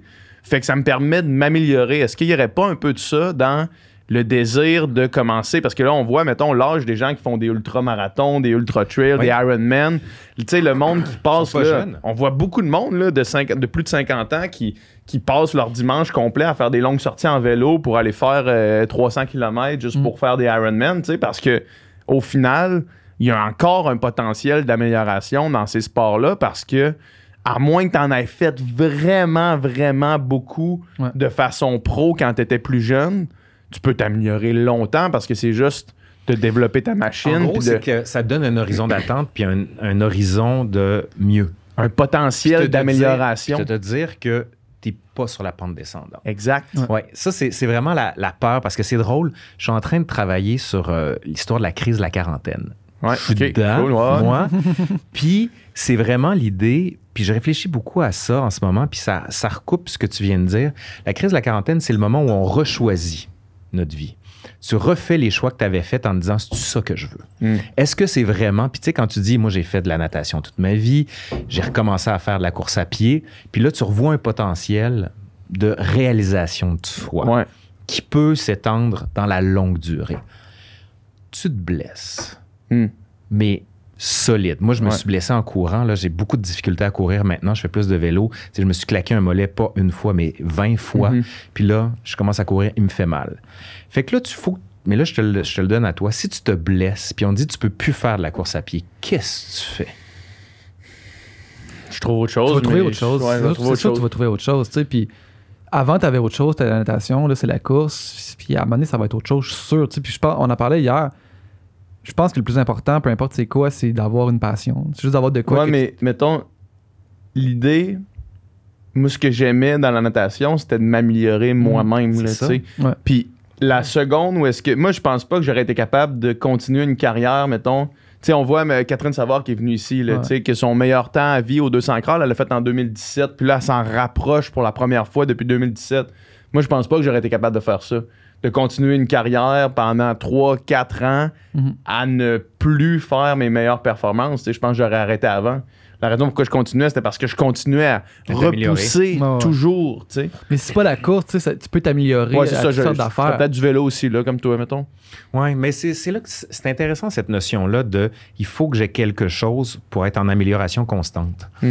Est-ce que c'est pas une erreur de penser ça? Est-ce que c'est pas une erreur de se dire je vais toujours être meilleur? Puis, tu sais, ça revient à l'idée sur est-ce que je suis bien avec ce que j'ai? Est-ce que, par exemple, de faire un 5 km aux semaines en, je sais pas, moi, 35 minutes, ça me suffit? Est-ce que dans notre société, on nous a habitués à se suffire ou à être satisfait d'une partie de notre vie? Non. Non. Très rarement, tu vas dire, tu as atteint ce niveau-là, parfait, continue. Good. Arrête. Jamais. Jamais. On nous induit l'idée sur laquelle il faut toujours faire mieux. Et c'est là que je me demande, est-ce qu'il n'y a pas un problème avec ça? Peut-être. Puis tu sais, il y en a beaucoup qui disent, il faut apprendre à décélérer. Tu sais, tu as le livre de Léa Streliski qui dit, en gros, il faut apprendre à ralentir dans notre vie, il faut apprendre à se déploguer, il faut apprendre à se défaire de cette rapidité qu'on nous met partout. Il faut tout faire plus vite, plus rapide. Puis tu sais, je suis vraiment pas un modèle là-dessus, là. Ma blonde te dirait, je fais 15 choses en même temps, j'ai 72 projets. Quand j'en fais juste 15, c'est que je suis malade. Puis peut-être que c'est le moment de ma vie où est-ce que je me dis, j'ai moins besoin de me prouver. Puis ça aussi, c'est peut-être important parce que quand tu es jeune, tu te dis, je veux exister. J'ai besoin d'être reconnu autant par mes pairs que par moi-même pour me dire, je sers à quelque chose. Puis le sport permet de te le faire. Parce que tu dis, je m'améliore, je suis meilleur, donc je me réalise. C'est ça la transcendance. à être meilleur dans quelque chose. Fait que ta transcendance par le sport, si un jour, puis Dom, toi, ça peut être par la musique, si la transcendance, parce que vous qualifiez de passion, ne vient plus de cette passion-là, qu'est-ce que tu fais? Où est-ce que tu vas? Est-ce que tu te dis, je vais remettre en question cette idée-là de meilleur ou de plus haut, plus vite, plus fort pour aller vers quelque chose d'autre? Puis en ce moment, le recalibrage de notre société, puis quand tu regardes la jeunesse qui, eux, sont pas nécessairement dans l'idée « moi, je veux une grosse carrière », non, ils sont pas nécessairement tous là-dedans, est-ce qu'ils n'ont pas un peu raison? Puis dans le sport, je te dis ça parce que quand tu regardes Naomi Osaka, Simone Biles ou Stéphane Richer dernièrement qui sont sortis, ou Jonathan Drouin qui disent « c'est dur, j'y arrive pas ». Puis dans ma tête, cette pression-là c'est constante. trop dur. Puis on se dit, ben bravo la gang. Puis est-ce que c'est pas un premier pas pour dire la performance sportive à tout prix, le culte de la performance n'est pas nécessairement ce qu'il y a de mieux dans le sport ou dans la vie parce qu'on se réalise pas, parce qu'on tue des gens à vouloir les rendre tout le temps meilleurs comme dans une usine. Fait que c'est des notions intéressantes. Puis c'est là que tu vois que le sport permet de tester certaines notions. Puis tu sais, on parle beaucoup de santé mentale depuis la pandémie, puis même avant. Puis le fait que Simon Biles l'évoque ouvertement, ou l'histoire de Jonathan Drouin, on le savait tous ce qu'il y avait, mais on attendait qu'il nous le dise ouvertement. Ben, tabarouette. Mais c'est comme n'importe quoi. Tu sais, il y a des bons, puis il y a des positifs et des négatifs. Puis n'importe quoi dans l'excès devient négatif. Là, tu sais, puis le sport, à sa base, l'activité physique, promouvoir l'activité physique, c'est positif. Promouvoir, il y a plein de valeurs du sport, l'esprit sportif, c'est positif. Plein de valeurs qui sont excellentes, qui poussées à l'extrême, deviennent desservent le propos, deviennent toxiques. Là, puis il y a aussi, je pense que cette drive-là de toujours vouloir s'améliorer à quelque chose puis repousser plus loin la limite, c'est un trait de personnalité, je pense, beaucoup. Puis je pense qu'il y a certaines personnes qui l'ont vraiment. Oh oui, t'as raison. Hier, on a parlé avec Jean-Philippe Vautier encore une fois, il dit tu vas naître avec ça puis tu vas mourir avec ça. Quand t'as ça... T'sais. Est-ce que c'est un invariant? C'est ça la grande question. Est-ce que ça t'a été, comment dire, construit par la société dans laquelle tu vis ou c'était en toi? Un peu des deux, j'imagine, parce que tu sais, c'est vrai que le parallèle entre les valeurs capitalistes et les valeurs du sport sont liés. Fait que si tu changes un système, puis si on vivait dans un monde qui était différent, probablement que les valeurs... Probablement que le sport serait ailleurs dans le niveau d'importance qu'on y accorde dans la société. Tu regardes la société marxiste de l'URSS, parce que je sais qu'il y en a en ce moment qui vont dire que je suis marxiste dans mon approche. Pas du tout, là. Au contraire, je pense que le sport, c'est un vecteur démocratique, mais dans l'URSS, c'est exactement le même type de valeur de performance. Et pourtant, on n'était pas dans une société capitaliste, mais on était dans un culte de la performance qui n'est pas propre au capitalisme. C'est le culte de la performance puis de l'explosion des records. Tu sais, il y en a beaucoup qui prônent, puis je vais faire du millage sur ce que tu as dit, il y en a beaucoup qui prônent pour les Olympiques qu'on remette les records à zéro. Parce que trop de records ont été faits dopés. Puis on n'est plus capable de les évaluer. Puis l'agence antidopage qui est à Montréal vont nous dire, oui, mais on a toutes les urines des athlètes, fait qu'on est capable de voir puis de remonter pour les tester. Au-delà de tout ça, moi, je serais pour, on remet les compteurs à zéro, gagne, puis il va y avoir aux 20 ans des nouveaux records à une génération. Puis je trouve ça plus logique de comparer. Tu sais, quand tu compares Johnny Weissmuller, qui est un nageur, à Michael Phelps, tu fais oui, mais non. À la limite, tu sais, on va comparer des lutteurs de la Grèce antique aux lutteurs d'aujourd'hui. Ça marche pas. C'est pas les mêmes notions. Ils ont pas... Tu sais, Johnny Weissmuller avait pas un physio, avait pas un nutritionniste, avait pas un préparateur mental. Il y avait pas une équipe autour de lui. Il travaillait pas 70 heures dans la piscine. Peut-être que oui, j'ai pas évalué. Mais tu sais, faut comparer avec ses comparables. Puis je pense que ça nous colore beaucoup la vie de penser qu'on va toujours battre un record. Parce qu'à un moment donné, là, tu te dis, il y a une limite. Puis tu sais, PH, on en avait parlé, ça, toi et moi, quand tu étais venu tourner, un marathon en moins de 2 heures. Le test a été fait, ils l'ont fait. Puis là, tu te dis, OK, what's next? Ouais. What's next? Un marathon en 1h45, un marathon en 1h30, puis tu fais, rendu là, mettez des robots. Mettez des robots. Si vous voulez tout le temps du plus vite... Puis c'est la grande question, la suite du sport, c'est, tu sais, tu regardes des athlètes sportifs au hockey, tu dis, ben programmons des robots qui vont vous offrir des performances de plus en plus folles. Puis ça va être des updates qu'on va faire pour faire des performances de plus en plus folles parce que le corps a une limite. Le corps a une limite. Mais il n'y a pas un peu dans cette idée-là, justement, de vouloir essayer de la trouver? Tu sais, puis tu sais, de The Final Frontier. Nous aussi, je pensais à l'exploration spatiale. Tu sais, dans le sens, on repousse les oui, limites. il y a peut-être une limite, sauf que et où? Tu sais, parce qu'il me semble qu'il y a toujours, tu sais, mettons, même la poussée dans l'Ouest, là, c'était tout le temps l'idée de... Oui, puis ça, c'est la théorie des États-Unis qui se sont construits sur la théorie de la frontière. Repousser la frontière, de voir et où, puis c'est pas, je veux dire, c'est pas propre à maintenant d'essayer de vouloir voir, tu sais, mettons, comment vite on est capable de courir, jusqu'où on est capable d'aller, puis je veux aussi amener la question de... tu sais, tu parles du doping, puis on peut parler du doping, physique, mais aussi le doping mécanique, tu sais, justement, dans Breaking 2, la course de Eliud Kipchoge pour faire en bas de 2 heures. Il y a beaucoup de débats sur les souliers, les fameux souliers en fibre de carbone. Il y a eu ce débat-là... Michael Phelps, quand il y avait sa combinaison... Il y a eu ce débat-là en natation, où est-ce qu'on est retourné, on a comme ouvert la boîte de Pandore, puis pour une raison X, on a réussi à la refermer, là, de faire, OK, ça m'étonne. On n'a plus de ces maillots-là, on n'a plus le droit de porter les maillots en polyuréthane, puis là, puis malgré tout, les records se sont battus, à l'exception de 2 qui demeurent encore, là, qui ont été faits à l'époque des maillots, mais tous les records sont faits battre après.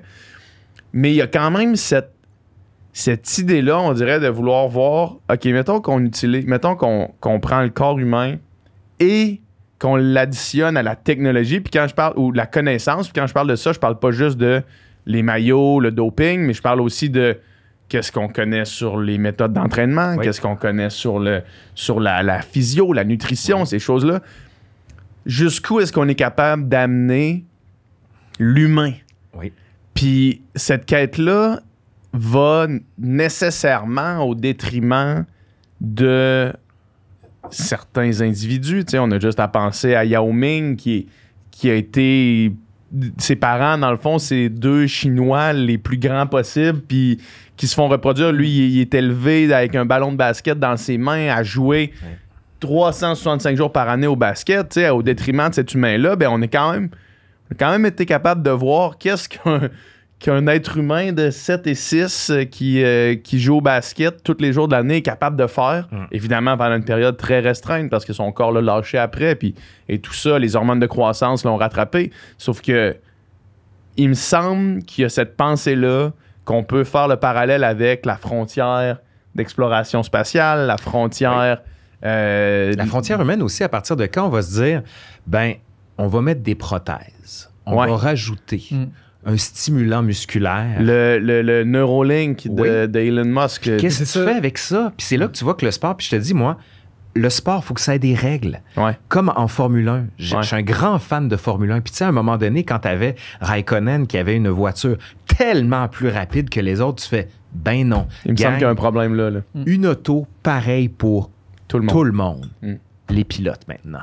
Ce que tu veux voir, c'est d'être capable de séparer l'humain d'un autre humain. Puis quand la technologie est plus forte, puis tu sais, je te donne un autre exemple, Gard Snow, qui était le gardien des Flyers de Philadelphie, il y avait des pads, tu sais, des jambières tellement grosses, il était gros, il était grand, un équipement, il faisait juste se mettre devant le but, il devait avoir 3 cm de chaque barre, puis il bougeait pas. Tu fais, ben non, gang, ça se peut pas, là. Faut réduire, faut qu'il y ait des limites. Puis c'est là que tu vois que si les ligues, en quelque sorte, mettent pas leur culotte pour dire voici les limites du hockey. Vous pouvez pas aller au-delà de ça. Vous n'avez pas le droit de courber votre bâton plus que ça. On le sait, les Canadiens de Montréal ont gagné une Coupe Stanley parce que le bâton de Marty McSorley était trop courbé. Shout-out à Jacques Demers là-dessus qui l'a sorti au bon moment. Mais tu peux pas laisser libre cours à tout parce que c'est plus du sport. Mais je veux amener une nuance dans les exemples que tu as donnés parce que, admettons qu'on veut comparer la qualité de pilote. Faisons une ligue où est-ce que tout le monde a le même véhicule, puis là, on voit vraiment c'est qui le meilleur pilote. Par contre, mettons l'exemple de la Formule 1, il y a aussi concours de mécanos. Au même titre que, mettons, les espèces de Comment ça s'appelait à Z-Télé, les robots qui se battaient? Là? Robot Wars. Robot Wars! Ça avance, ça. Au même titre que Robot Wars, parce que là, t'as des écuries, puis c'est qui est capable de faire le meilleur robot. Fait qu'il y a un peu ça aussi dans la F1 que je trouve cool, puis dans ce genre de sport-là, où est-ce que, oui, le sport, puis l'athlète, si on veut comparer les athlètes, on leur donne tout le même char, on compare les pilotes, puis il y a des ligues, je suis sûr que c'est ça. Là. Je connais pas assez la course automobile pour savoir ça.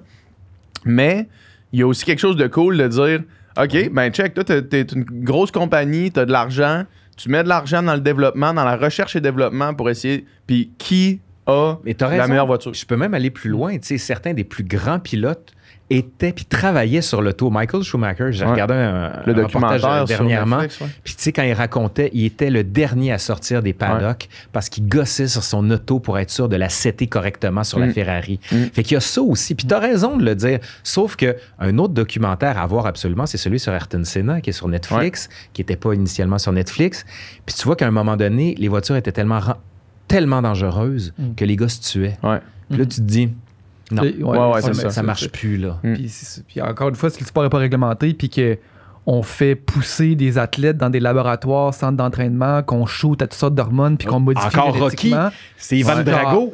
Ivan Drago, ça, c'est le meilleur power montage. T'as Rocky qui s'entraîne avec des bouts de bois, puis t'as Ivan Drago qui court dans un cercle en donnant des coups de poing et en se faisant injecter. He dies.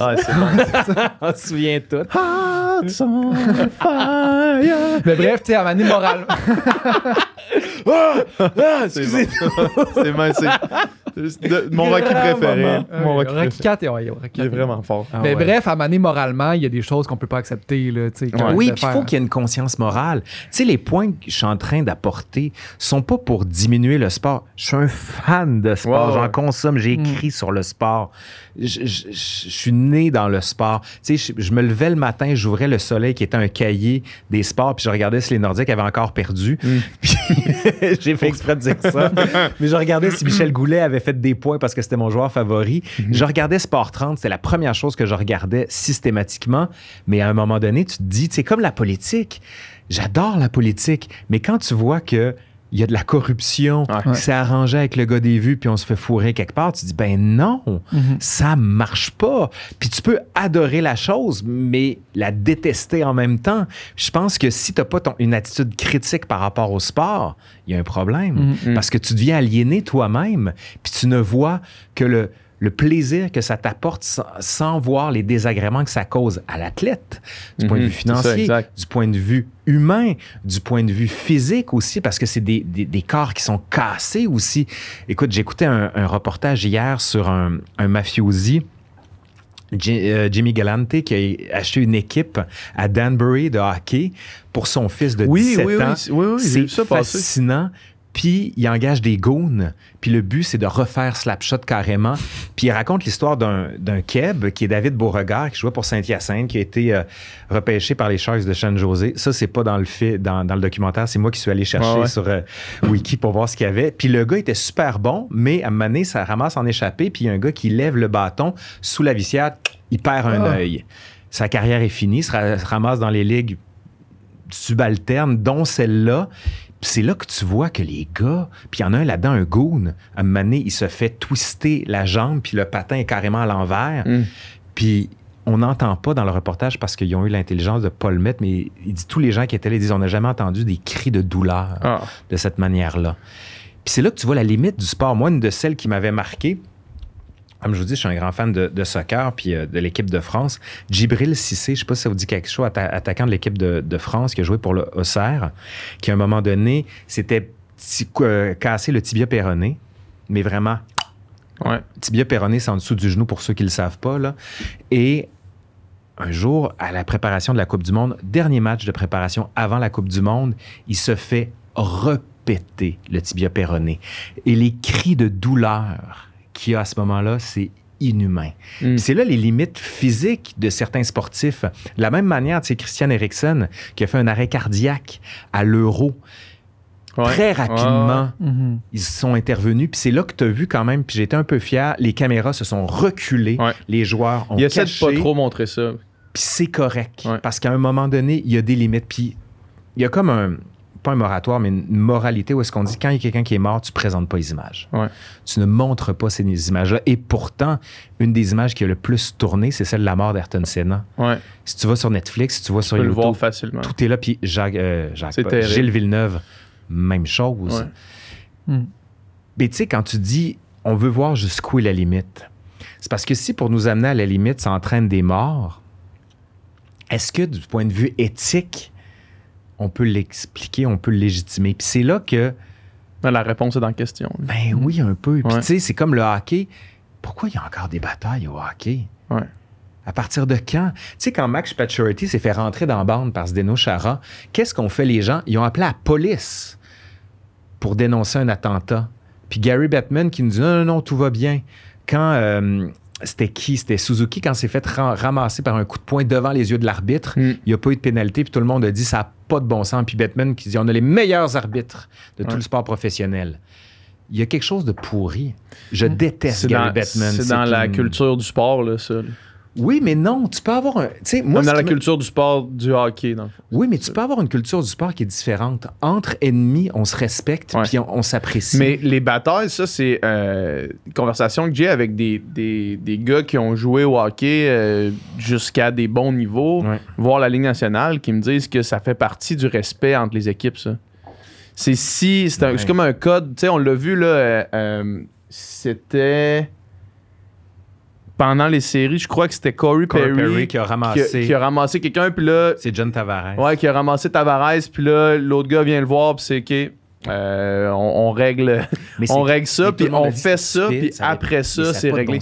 Ouais, mais pour nous, de l'extérieur, on voit ça, on fait ça n'a pas de bon sens, puis à l'intérieur, les gars ont fait code d'honneur. C'est ça qui est étrange. Moi, je suis comme toi, je regarde ça de l'extérieur, je me dis ça n'a pas de sens, mais quand ils font des sondages chez les joueurs, la grande majorité est pour que ça reste. Oui, mais rendu là, tu sais, c'est que tu te dis, il y a beaucoup de gens aussi au Canada qui sont pour le rétablissement de la peine de mort. Ouais. Tu sais, rendu là, moralement, ça se tient pas. Éthiquement, ça se tient pas. Ces images-là sont bizarres en cibole. Là. Tu le vois même Corey Perry, comment qui est... Mais quand tu vas avec, tu sais, c'est familial le sport, c'est l'éducation à la citoyenneté, l'éducation à la société. Puis tu vois des enfants qui hurlent « tue-le, tue-le ». Puis c'est une école aussi du racisme que tu peux avoir le sport. Quand tu vois que certains joueurs se font hurler des choses, puis des insanités, ou font des gestes inacceptables, puis tu as des enfants qui sont là, tu fais « Non, vous êtes des modèles de la société, ces choses-là ne passent plus. » Puis le hockey est un des rares sports où tu as encore des batailles. Ouais. C'est pas normal. Ouais. Hey, puis surtout, les gars, ils sont sur patins. Ton équilibre, il est pas facile. Je sais bien qu'ils font leur vie là-dessus, mais tu sais, Georges Larac, on va prendre un exemple. Je me souviens... C'est tout le temps, il y a un petit thrill à Mané, il avait mis un micro, puis tu le voyais, il était à mise en jeu, puis le gars il dit « You wanna fight?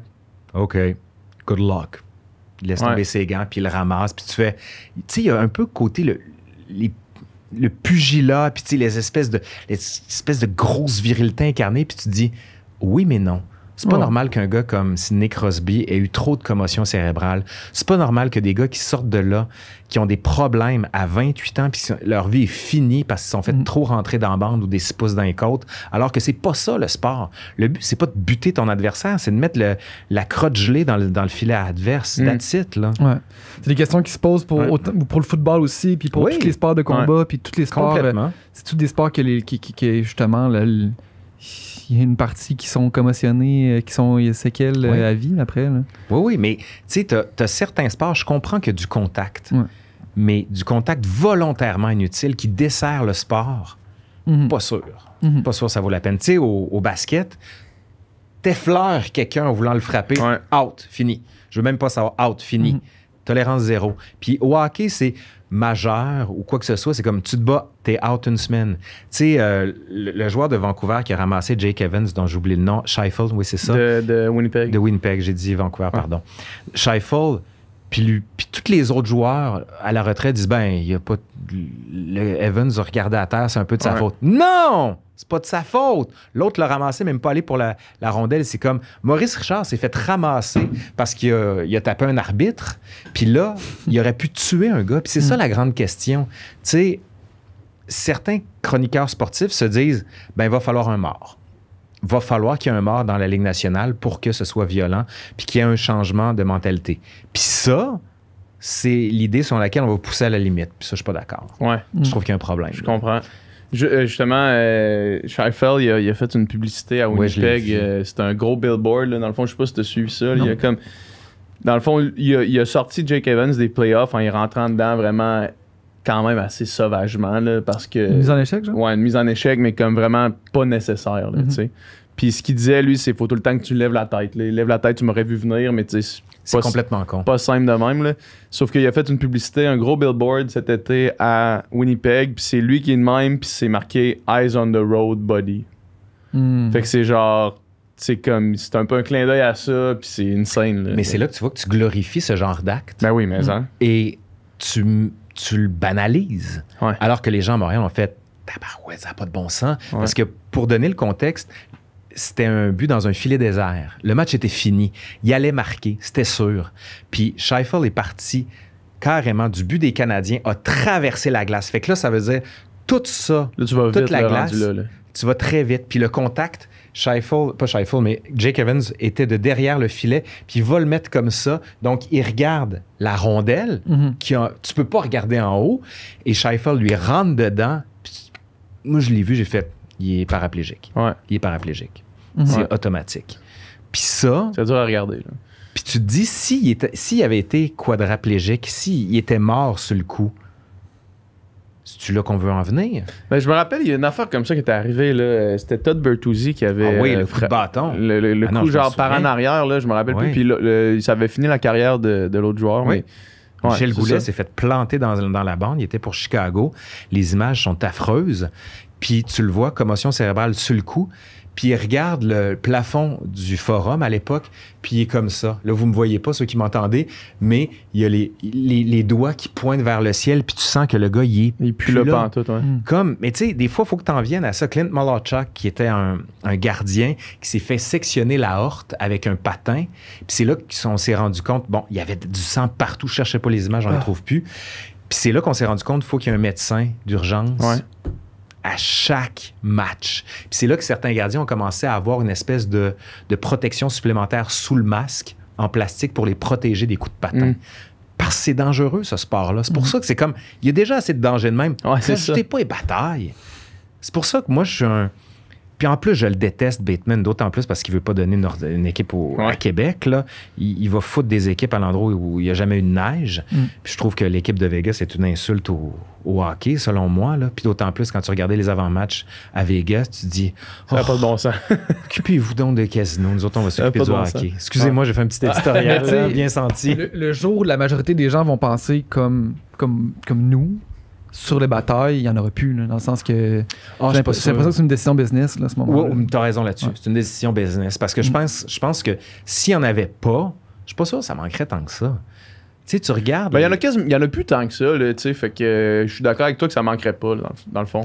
À un moment donné, tu dis, gang, c'est fini. Puis surtout, tu as des types de joueurs qui n'existeraient plus. Ouais, c'est ça. C'est le type de joueur, le goon, là, pour déménager, ça dessert le sport. Ouais. Puis... Quand tu regardes Sidney Crosby, quand tu regardes du Guillaume Latendresse ou autre, tes voix en vrai, là, tu fais sont gros. Ouais. Des gros bonhommes. Ouais. Fait qu'ils n'ont pas besoin d'avoir un goon en plus. Déjà, ils se battent. Puis en plus, quand tu arrives dans la bande, là, ceux qui n'ont jamais vu de hockey, il faut que tu les vois physiquement. Un, c'est des enfants. Ils ont des visages d'enfants, mais ils sont bâtis comme des lutteurs de la WWF. Fait que, tu sais, c'est des armes carrément sur patins. C'est des spécimens. C'est des bons spécimens. Tu vois ça, même mettons les joueurs de basket, là, les plus petits là, sont comme à 6 et 3, là, puis ils sont petits. Là, c'est quand même assez incroyable. Là. Ouais. Quand que, au début, là, tu nous parlais de ce que tu allais faire pour les studios. Là, toi, tu es un fan de ça. Là. De quoi? Des studios, tu veux dire? Ben non, mais les studios pour... les studios Ghibli? Ouais, Ghibli. Ah non, moi je suis un grand OK, on fait un 180 Oui, degrés, c'est puis ça. on parle de... On passe. manga Parce que japonais. j'avais mis le sujet sur la glace. Oui, en fait, pour ceux qui connaissent pas Miyazaki, les studios Ghibli, en fait, qui font des films d'animation, sont rendus tous sur Netflix. Ouais. Puis C'est vrai qu'ils sont tous sortis sur Netflix. Ouais, ils ont acheté le catalogue, là, carrément. puis Totoro, le château ambulant, Chihiro, le Moi, voyage j'ai de Chihiro. réécouté Chihiro, genre, v'là un mois, là. Ah, mais c'est Je le réécoute magnifique. au moins une fois par année. Moi, j'aurais Les réécouté parents qui viennent des cochons, là. Night Moving Castle, puis c'est vraiment bon. Mais c'est ça, c'est que Mané, quand tu veux présenter quelque chose à des enfants où est-ce que c'est pas toujours la mère qui meurt, le père qui meurt, après ça, faut qu'ils combattent, puis Mané... Ouais. Des fois, c'est juste poétique. Puis Ouais. Totoro, c'est très bon parce que, tu sais, c'est l'histoire d'un père qui achète une maison avec ses 2 enfants, ses 2 filles. Puis c'est un prof d'université, fait que je m'associe beaucoup à ça. Puis je suis très, très près de mes enfants aussi, j'en ai 2. Puis les enfants, qu'est-ce qu'ils font? Ben, ils vivent. Puis ils tombent amoureux un peu de la forêt. Puis là, ils s'inventent un personnage qui est ce gros esprit de la forêt, qui est Totoro. Puis il se passe pas grand-chose dans le film. Là. Il y a plein de gens qui vont dire, ben non, au contraire, c'est une quête de sens de la vie. Mais c'est dessiné de manière très simple. Puis la musique est absolument captivante. Puis c'est là que tu vois que tu as un cinéma autre que le cinéma de Disney et Pixar qui peut se faire pour les enfants puis qui leur apprend quelque chose de plus fort que simplement, bon, ben écoutez, je dis ça, mais Upside Down sur les émotions, si vous ne l'avez jamais vu, c'est bon. C'est parfait pour apprendre des émotions aux enfants. Mais toujours est-il que pour revenir au studio Ghibli, je veux faire quelque chose sur l'histoire du studio Ghibli, puis les références japonaises des esprits qu'on voit. Parce qu'on parle de Chihiro là-dedans, avec tous les esprits qu'on voit qui sont de la mythologie japonaise là-dedans. Ça, ouais, je compte bien faire quelque chose là-dessus. Moi, quand j'ai découvert ce cinéma-là de Miyazaki, je devais être au secondaire. Puis ça a vraiment été...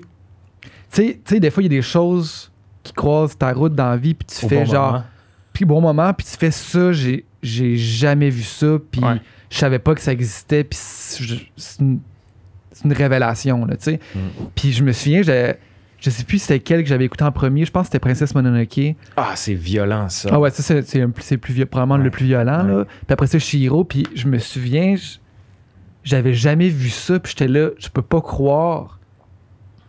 Je pouvais pas croire que quelqu'un avait une imagination assez fertile puis assez incroyable pour accoucher de ça. J'étais là, il y a tellement d'images, il y a tellement de styles de monstres, tellement d'idées visuelles que j'étais complètement flabbergasté par l'originalité puis l'imagination qu'il y avait derrière ça. Oui. Mais à juste titre, puis tu as raison quand tu dis l'originalité, c'est que c'est un monde, premièrement, auquel on n'est pas habitué parce que c'est un monde qui n'est pas occidental. Ouais. C'est pas une mythologie à laquelle on est habitué, nous, mais qui nous parle très bien. Puis c'est là la grande force de la mythologie en général, qu'elle soit nordique, grecque, romaine ou autochtone, qu'on connaît beaucoup moins, mais Dieu sait qu'il y en a pas du tout. Il n'y a pas juste le Wendigo, il y a plein d'autres histoires à faire là-dessus. Puis on pourrait le faire ici. Parce que, tu sais, des trucs très formatés, on en a vu. Alors que ça, ce n'est pas du tout formaté, mais c'est une critique. Tu sais, tu parles de Chihiro à un moment donné, c'est qu'il y a une scène qui est magnifique, c'est que les parents qui sont en voiture avec Chihiro, elle s'endort dans la voiture, puis là, son père voit une espèce de vieux parc d'amusement, puis il décide d'y aller, puis il arrive dans ce parc-là, puis il y a de la bouffe, puis il décide de manger, puis là, la petite fille dit « Mais papa, faut pas faire ça. » Mais il dit « T'en fais pas, j'ai de l'argent. Puis au pire, j'ai des cartes de crédit. Puis eux, ils mangent. Puis là, Chihiro, elle se retourne. Puis quand elle revient, elle voit ses parents qui sont devenus des cochons. Puis les cochons, c'est Animal Farm. On va chercher George Orwell là-dedans, de cette société qui se consume par elle-même. Puis elle est confrontée aux esprits qui renaissent en pleine nuit. Puis il faut qu'elle se sauve elle-même. Écoute, c'est une quête de soi dans l'ancienne mythologie japonaise. Puis c'est un pied de nez que fait Miyazaki aussi à la société capitaliste pour dire voici tout ce que vous avez oublié. Voici tout ce qui faisait l'unicité du Japon que vous avez balayé du revers de la main au profit de la capitalisation extrême. Hey, je vais passer pour un anticapitaliste là, dans ce podcast-là. Pas du tout. Je suis pas un anticapitaliste du tout, mais ces films-là nous donnent de l'espoir, nous donnent... Puis Princesse Mononoke, c'est drôle parce que même si c'est des films extrêmement violents, je les présente aux enfants. Puis mon fils de 7 ans, quand il entend la musique de Princesse Mononoke, malgré lui, commence à pleurer. Parce que c'est la mort d'un monde, le monde de l'esprit des forêts, qui se fait tuer par le monde des hommes, qui, eux, veulent tout détruire. Tu sais. Avatar n'a rien inventé. Mais non. Puis on a beaucoup moissonné dans le cinéma américain pour aller chercher les idées de Miyazaki, pour essayer de les tourner à la sauce américaine, mais les affadir, puis les rendre tellement comestibles qu'à un moment donné, ils n'ont plus de goût. Là. Tu sais, quand tu disais tout à l'heure, à trop vouloir plaire à tout le monde, on plaît à personne. Puis Miyazaki, c'est comme, ça va être complexe, ça va chier, vous allez trouver ça dégueu, à un moment donné, je m'en fous. Parce que c'est ça. Ouais, puis tu sais, il y a souvent un genre de sous-texte environnementaliste dans ces films, tu sais, puis bien avant, tu sais, moi, un de ses plus vieux, c'est Nausicaa, je pense. Nausicaa, oui. Puis tu sais, c'est ultra environnementaliste comme film, puis je sais plus c'est quelle année, mais tu sais, ça fait longtemps, là, dans le sens que c'était pas le sujet de l'heure à l'époque, là, c'était pas l'urgence qu'on connaît aujourd'hui. Puis déjà là, ces valeurs-là, puis ce propos-là, il était présent. Là, il va falloir revenir pour faire un truc juste sur Studio Ghibli, parce que... Mais il faut que ça soit plus connu déjà ici. Je dis ça, mais il y en a quand même beaucoup qui le connaissent. Là. Mais le fait que ça sorte sur Netflix, ça a tout changé. Aujourd'hui, quand tu parles d'un film à quelqu'un, il faut vraiment t'écouter tel film, c'est vraiment bon. Première question que la personne te répond, c'est sur Netflix. Oui. C'est tout le temps c'est vrai, ça. Fait que là, aujourd'hui, tu vas pouvoir en parler. Tu vas dire, regarde, puis si la réponse c'est non, la personne fait « Ah ». Puis tu le sais qu'elle ne la regardera pas. Parce qu'elle va pas aller la louer sur YouTube. Tu peux louer n'importe quel film sur YouTube, n'importe où, pour 5$. C'est pas compliqué, là, voir un film quand tu veux vraiment voir un film. Mais si c'est pas sur Netflix, c'est la majorité des gens vont faire « Ah », puis ils l'écouteront jamais. Mais là, maintenant, tu peux parler de ces films-là, puis la personne, à cette question-là, tu vas pas répondre « Oui », tu vas aller la voir. J'étais assez content dernièrement. Lost in Translation est revenu sur Netflix. Il avait été sur Netflix, puis là, il est revenu. Moi, c'est mon film préféré. Fait que chaque fois que j'en parle à quelqu'un, je fais comme « Hey, Lost in Translation », puis là, ouais, c'est où je peux écouter ça? Puis c'était comme obscur comment se rendre jusqu'à Lost in Translation avant. Là, c'est revenu sur Netflix. Fait que là, chaque fois que je le pousse dans une conversation, je dis « Hey, va écouter Lost in Translation ». Mais on a perdu des films quand même, malgré tout. Tu sais, c'était Marc-André Lucier qui disait « Jetez pas tout de suite... » Marc-André Lucier, chroniqueur à la presse, le cinéma, qui disait « Jetez pas tout de suite vos DVD parce qu'il y a plein de films qui ne sont pas sur les plateformes. » Qu'on verra nulle part. Tu sais, par exemple, Crazy de Jean-Marc Vallée, qui, moi, a été un film marquant. Il n'y a plus les droits. C'est ça, il n'y a plus les droits. Mais là, Marc-André il n'y a plus les droits. Non, mais dans le fond, il y a tellement de musique là-dedans, il n'y a plus les droits. C'est ça coûte trop cher. Il a payé la musique. Tu peux avoir des licences à vie, tu peux avoir des licences pour 15 ans, genre. Puis lui, c'est tellement cher qu'il se dit, je vais me prendre une licence pour 15 ans, puis on verra parce que j'ai juste pas les moyens. Puis là, ça fait ce temps-là, là, tu sais. Fait que... Il peut plus ressortir son film, il peut plus rééditer son film. Mais là, ils ont dit qu'ils ont réussi. C'est Marc-André Grondin qui a annoncé qu'il allait le replacer. J'ai tellement hâte de voir ce film-là. Là. Moi, j'ai le DVD chez nous, mais garde-le, en Blu-ray en plus. Il y a en Blu-ray en plus, fait que c'est sûr que j'y touche plus. Là. C'est sûr que j'ai ça chez nous. Mais il y a plein de choses que tu trouves pas sur les plateformes. Ouais. Puis tu sais, c'est tout le plaisir d'avoir physiquement les choses pour soi. Puis moi, je suis un fétichiste quand même de l'objet. Puis tu as vu chez nous le nombre de livres. Là. Moi, il faut que j'ai la chose. Si j'ai le choix entre consulter le livre sur Internet ou physiquement, il me faut l'objet. Parce que tu le fais, il est à toi, tu notes, tu t'écornes les pages, tu sais, il commence à vivre avec ce que tu as, puis je trouve que c'est un plaisir. Oui.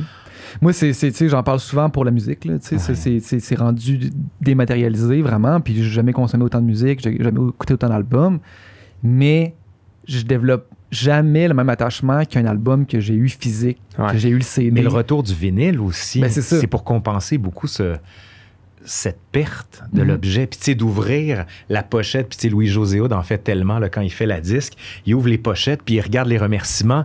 Mais qui fait ça aujourd'hui, d'ouvrir la pochette? Moi, je me souviens quand j'en achetais une cassette, puis tu sais, les cassettes audio, là, tu déroulais carrément toute la pochette, puis tu lisais.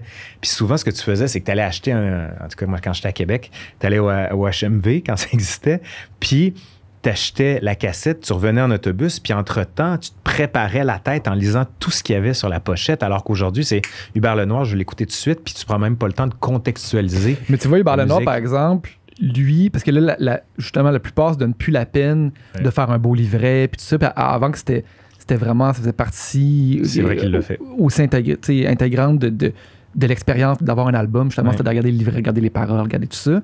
Puis là, lui fait un genre de manifeste, là, un genre de préambule à sa musique, de liser ce texte-là avant d'écouter l'album.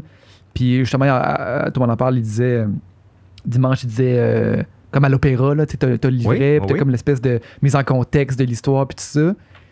Puis, ben, c'est ça, je trouve ça cool un peu qu'il ramène cette forme d'art. Tu vois ce qu'on perd aussi des fois avec, tu sais, est-ce que, pour citer Barney Stinson, je sais qu'il ne faut pas le citer, mais New is always better.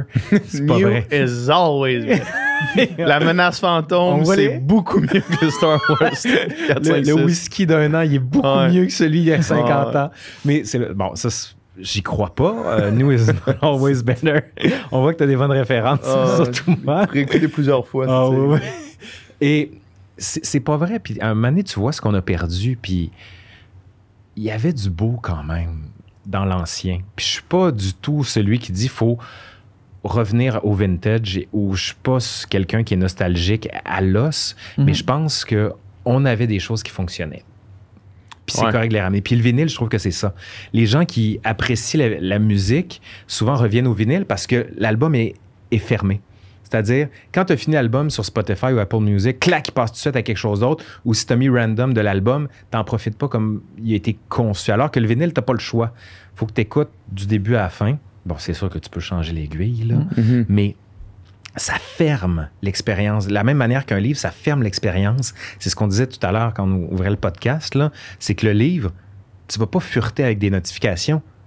C'est là-dedans. Fait qu'il y a quelque chose de bien de se couper du monde pendant un temps. Il me semble que c'était Lou José qui disait ça. Ça devait être en ouverture d'un gala. Mais c'était comme...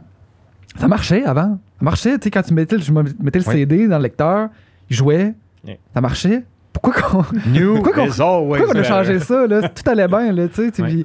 Puis là... mais j'ai écouté un reportage fascinant là-dessus de Bloomberg qui est sur YouTube. Puis ils expliquaient comment ça se fait qu'on a cassé la musique. À partir de quand? Puis il fait toute l'histoire de Napster, de Apple Music, puis il explique que Napster a tout foutu en l'air. Mais le grand destructeur de la musique, ça a été Steve Jobs. Il dit quand il a négocié avec les maisons de disques pour que les tunes soient 99 cents, il a fait exploser le concept d'album. Parce que dorénavant, les gens achetaient les tunes à 1. Puis il dit, ça a renversé complètement parce que dans les années 90, les gens payaient 17 piastres, 20 piastres, 25 $ pour un album pour avoir une toune souvent. Puis il dit là, les maisons de disques se remplissaient les poches. Vraiment. Jusqu'à ce que Napster arrive. Puis tu vois comment peu à peu, tout ça a été intégré par un nouveau système qui a donné Spotify puis Apple Music. Mais de comprendre où est-ce que ça a chié, c'est super intéressant. C'est un reportage en 3 parties sur YouTube.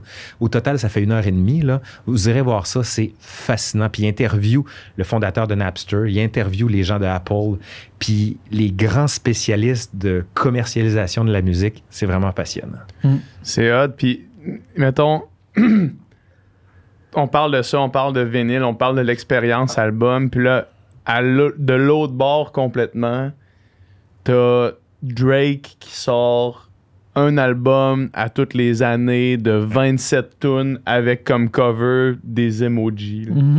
Puis tu te dis, le travail, mettons, de concision, de dire, OK, ben là, j'ai pas infini d'espace, je peux pas mettre 27 tunes, faut que je retravaille mes tunes, faut que je refasse, faut que je retravaille mes textes, faut que je travaille mon artwork, faut que je fasse des lyrics que les gens vont pouvoir lire dans le pamphlet. Tu dis, on a perdu un petit peu de... Prince faisait exactement l'inverse de ce que tu dis. Lui, il avait signé avec sa compagnie de disques, puis il voulait sortir plein d'albums. Puis la compagnie de disques a dit non. Un seul, puis ça va être tout. Puis c'est là qu'il a changé de nom pour The Artist Formerly Known as Prince. Qui était juste son signe, son En fait, logo. ce qu'on sait pas, c'est qu'il voulait sortir ses albums sous sa compagnie, mais la compagnie voulait pas. Fait qu'il a fait fuck off, je le fais ailleurs.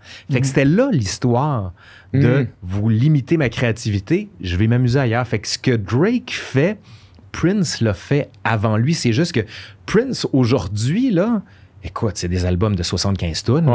Puis, tu sais, des cycles opératiques. C'est aride à écouter. C'est qu'il produisait compulsivement de la musique. Là. À chaque jour, il allait dans son studio, il enregistrait, tu sais, puis semble-t-il qu'il y a un vault où est-ce qu'il y a de la musique qui est comme des heures et des heures de musique qu'on verra probablement jamais ou qui va sortir au compte-gouttes durant les 50 prochaines années, là, tu sais. Mais c'est Jean Leloup qui disait qu'il partait en voyage, qu'il revenait avec 300 tonnes. Ouais. Là, faut juste comme là, on va faire un album de 12, la guess. Le vinyle qui limitait ça à 40-45 minutes, c'est comme on dirait une bonne longueur. Mais savez-vous pourquoi les vinyles, en fait, les albums font 60 minutes? Connaissez-vous l'histoire? Le nombre de tours, je sais pas. Non, la première toune qu'on a mis sur vinyle, c'est la 5e ou la 9e de Beta, je me souviens plus laquelle, puis c'était le temps. Fait que c'est devenu l'étalon. C'était sur une symphonie de Beethoven. Fait que la raison pour laquelle les albums sont construits comme ça, c'est à cause de Beethoven. Encore une fois, à cause de l'histoire. On retourne toujours à l'histoire. Qu'est-ce qu'on regarde sur ta chaîne? Qu'est-ce qui s'en vient pour toi? Ben là, en fait, il y a beaucoup de vidéos qui s'en viennent. Ben là, la nôtre est sortie. Il y en a une sur le beurre de peanut qui s'en vient, l'histoire du beurre de peanut. Puis il y a des séries. Une série de 3 grands épisodes. J'en ai enregistré un sur les années 80 au Québec. Donc, politique, sociale, culturelle. Une autre sur les années 90 et 2000 pour faire une rétrospective de tout ce qu'on a été. Un peu comme ce que faisait Musique Plus, là. Je sais pas si vous aviez regardé. Ils prenaient une année puis ils passaient à travers. Génération, mais les autres, c'est surtout de la musique. Mais moi, je fais surtout de l'histoire. Puis je finis quand même avec un peu de... Cool, c'est hot, ça. Fait qu'il y a ça. T'as-tu fait des vidéos qui traitent de près ou de loin à la musique? C'est une bonne question. Je veux en faire, mais le grand défaut que j'ai, c'est que je suis pas musicien, puis je sais pas chanter. Mon intérêt est très grand, mais j'ai tellement peur de passer à côté en tant que mauvais musicien. Mais il y en a que je veux faire. Par exemple, je vais en faire une sur Jean-Sébastien Bach, une autre sur Henry Purcell, qui sont 2 des plus grands musiciens dans ma tête. Mais pas encore. Pas encore. Et ça s'en vient. Ça s'en vient. Est-ce que si tu as des questions... oui, je vais t'inviter. Je vais t'inviter. Ah oui, puis attends, il y a autre chose, c'est le balado fan d'histoire. Oui, là, vous avez reçu Jean-Philippe Vautier qui est venu justement au balado, lui qui a parlé de Winston Churchill. Fait que ça, on peut regarder sur l'application audio. On sait aussi maintenant depuis hier qu'il est un fan de Napoléon, là, qui est allé en voyage et qui a juste écouté des passages sur Napoléon, des podcasts sur Napoléon pendant ses vacances. Ouais, non, mais c'est un grand fan, Jean-Philippe. Hein. Vous savez qu'au départ, il y a, je le connais, on devait faire un show d'histoire à Radio-Can il y a 15 ans, puis Radio-Can a dit « Ah non, finalement, ça marchera pas. » Il y a 15 ans? Ouais. Ah ouais? Ouais. Puis ce qui est devenu, après ça, aujourd'hui, l'histoire, parce qu'ils pensaient que les shows d'histoire, ça allait pas marcher. Des fois. C'est drôle, ça. Puis, tu sais, je reviens à ce qu'on disait au début du podcast, que tu disais, tu sais, maintenant, on a du contenu sur toutes les niches, tu sais. Puis... tu disais, puis c'est pas, il y en a certains, des fois, on va avoir moins d'écoute, tout ça, puis, mais des fois, là, puis ta chaîne en est un exemple, un excellent exemple, ça marche, là, tu sais, c'est du temps, c'est beaucoup de temps aussi, hein, tu peux pas faire sans dilettante, ça, c'est sûr. Non, c'est sûr. Ouais. Mais quand vraiment, toi, tu prends ça au sérieux, puis autant dans le fond que dans la forme, c'est comme il y a vraiment un souci du détail. On parlait d'éclairage, de caméra, tout ça. C'est fait que autant dans ton contenu que dans le contenant, tu t'appliques, puis tu veux que ça soit comme optimal. Si tu fais ça, je suis sûr que tu pourrais faire, je suis sûr que quelqu'un pourrait faire une chaîne YouTube sur les trottinettes avec la même passion, puis la même énergie, puis la même rigueur, la même qualité, puis que ça fonctionnerait à fond. T'as raison. Puis tu sais, moi, j'avais regardé beaucoup de tutoriels sur comment faire une chaîne YouTube et tout. Puis une de celles qui m'avait marqué, c'était une fille de Toronto qui, Truly Social, vous irez voir ça, elle fait des vidéos écœurantes sur le marketing de YouTube et tout. Puis elle avait dit cette phrase que je trouve très bonne, elle dit « YouTube, c'est pas un sprint, c'est un marathon. » Tu sais, on revient au thème qu'on disait. Si tu penses que tu vas scorer tout de suite dans la première année, tu te mets le doigt dans l'œil solide. Ça va être long. Ça va être lourd, ça va être compliqué, c'est de la persévérance. Mais à un moment donné, tu vas avoir des petites éclaircies qui vont te donner envie de continuer. Mais comme tu dis, puis c'est bien dit, il faut que tu sois passionné par ça. Si tu veux faire une chaîne YouTube pour être connu, là, bonne chance. Y a-tu des moments où tu t'es demandé, genre, ça vaut-tu la peine que je continue? Tous les jours. Ah ouais? Encore aujourd'hui. Tous les jours. Mais encore aujourd'hui, Oui. maintenant, c'est le succès que ça a. Oui, parce que, tu sais, à un moment donné, ça fait 3 ans et demi que je l'ai fondé en décembre 2017. Tu te dis, what's next? Qu'est-ce que je peux faire de différent? Puis là, les différences, c'est des longues séries, mais ça me coûte énormément physiquement, puis en termes de temps. Puis quand tu vois qu'à un moment donné, tu plafonnes, c'est comme une entreprise ou n'importe quoi, tu te dis, qu'est-ce que je peux faire de plus? Où est-ce que je peux aller? Puis je le sais pas. Je suis en réflexion par rapport à tout. C'est sûr que je vais continuer, mais quel angle je vais adopter, ça, je le sais pas. Mais celui qui dit, c'est sûr que je vais faire ça pour le reste de ma vie, je pense pas que c'est une bonne attitude. Faut toujours que je sais même pas si YouTube va poses être là pour le restant de notre vie. Il y a là. ça. Tout le temps que tu te questionnes à qu'est-ce qu'on fait de différent, vers où on va, comment on s'améliore, comment... L'avantage que tu as, c'est que les sujets sont indémodables. Dans le sens que la Révolution française, ça s'en va nulle part. Non, mais tu ris, mais c'est ça que je veux faire. Je veux que ce soit toujours des sujets qui sont indépendants du contexte dans lequel on vit. Tu sais, l'histoire du beurre de pinot, comme je te dis, là... On va encore en manger dans 50 ans, probablement. Je pense. J'espère, en tout cas. Mythos ce matin. Mais tu sais, il y en a plein d'autres qui s'en viennent. Il y en a une sur l'histoire des gauchers. Comment ça se fait que les gens ont associé la gaucherie à quelque chose de mauvais? Puis tu sais, c'est souvent pour un peu faire une archéologie de notre quotidien pour comprendre comment ça se fait qu'on est construit comme ça. Puis dire, ben, on peut construire les choses de manière différente. Mais tu sais, chaque fois que je vois quelque chose, je fais, pourquoi c'est de même? Depuis quand? Qui a inventé ça? Fait que c'est sans fin. Puis à un moment donné, ça devient un peu débilitant. Merci infiniment d'être venu voir. Merci, messieurs. C'est toujours un plaisir. Yes. Vraiment. C'était du contenu excellent. Ah, c'est tout un podcast qu'on vient d'avoir. Oh yeah. Si vous voulez plus de contenu excellent, comme ce que vous venez d'entendre, allez sur notre Patreon. Sur notre Patreon, vous pouvez vous abonner pour 3$ par mois. C'est ça, 3$? Ouais, 3$ par mois. 3$ par mois et vous avez les podcasts en avance. Ça veut dire que vous êtes les premiers de votre groupe d'amis à avoir écouté les podcasts. Puis vous allez pouvoir avoir une avance. Quand vous allez, tu sais, la dynamique entre les amis, c'est tout le temps d'avoir une avance sur les autres. Tu veux toujours avoir une avance sur les gens autour de toi. Ben, avec Patreon, tu as une avance sur l'humanité complète. Puis, en plus, parce que là, je sais que le podcast fini, vous voulez nous entendre jaser davantage, on fait encore moins de filtres après chaque podcast. Fait que là, on vient de finir de tourner le podcast. On va en jaser, on va chiller. Nicole, il est plus là maintenant. Encore moins de filtres, il travaille à la place. De temps en temps, il est là. Mais on jase, on parle de la conversation qu'on vient d'avoir. Mais ça, si vous voulez avoir accès à ça, ben, heureusement pour nous, malheureusement pour vous, c'est exclusif sur Patreon. Fait qu'il faut s'abonner. Abonnez-vous.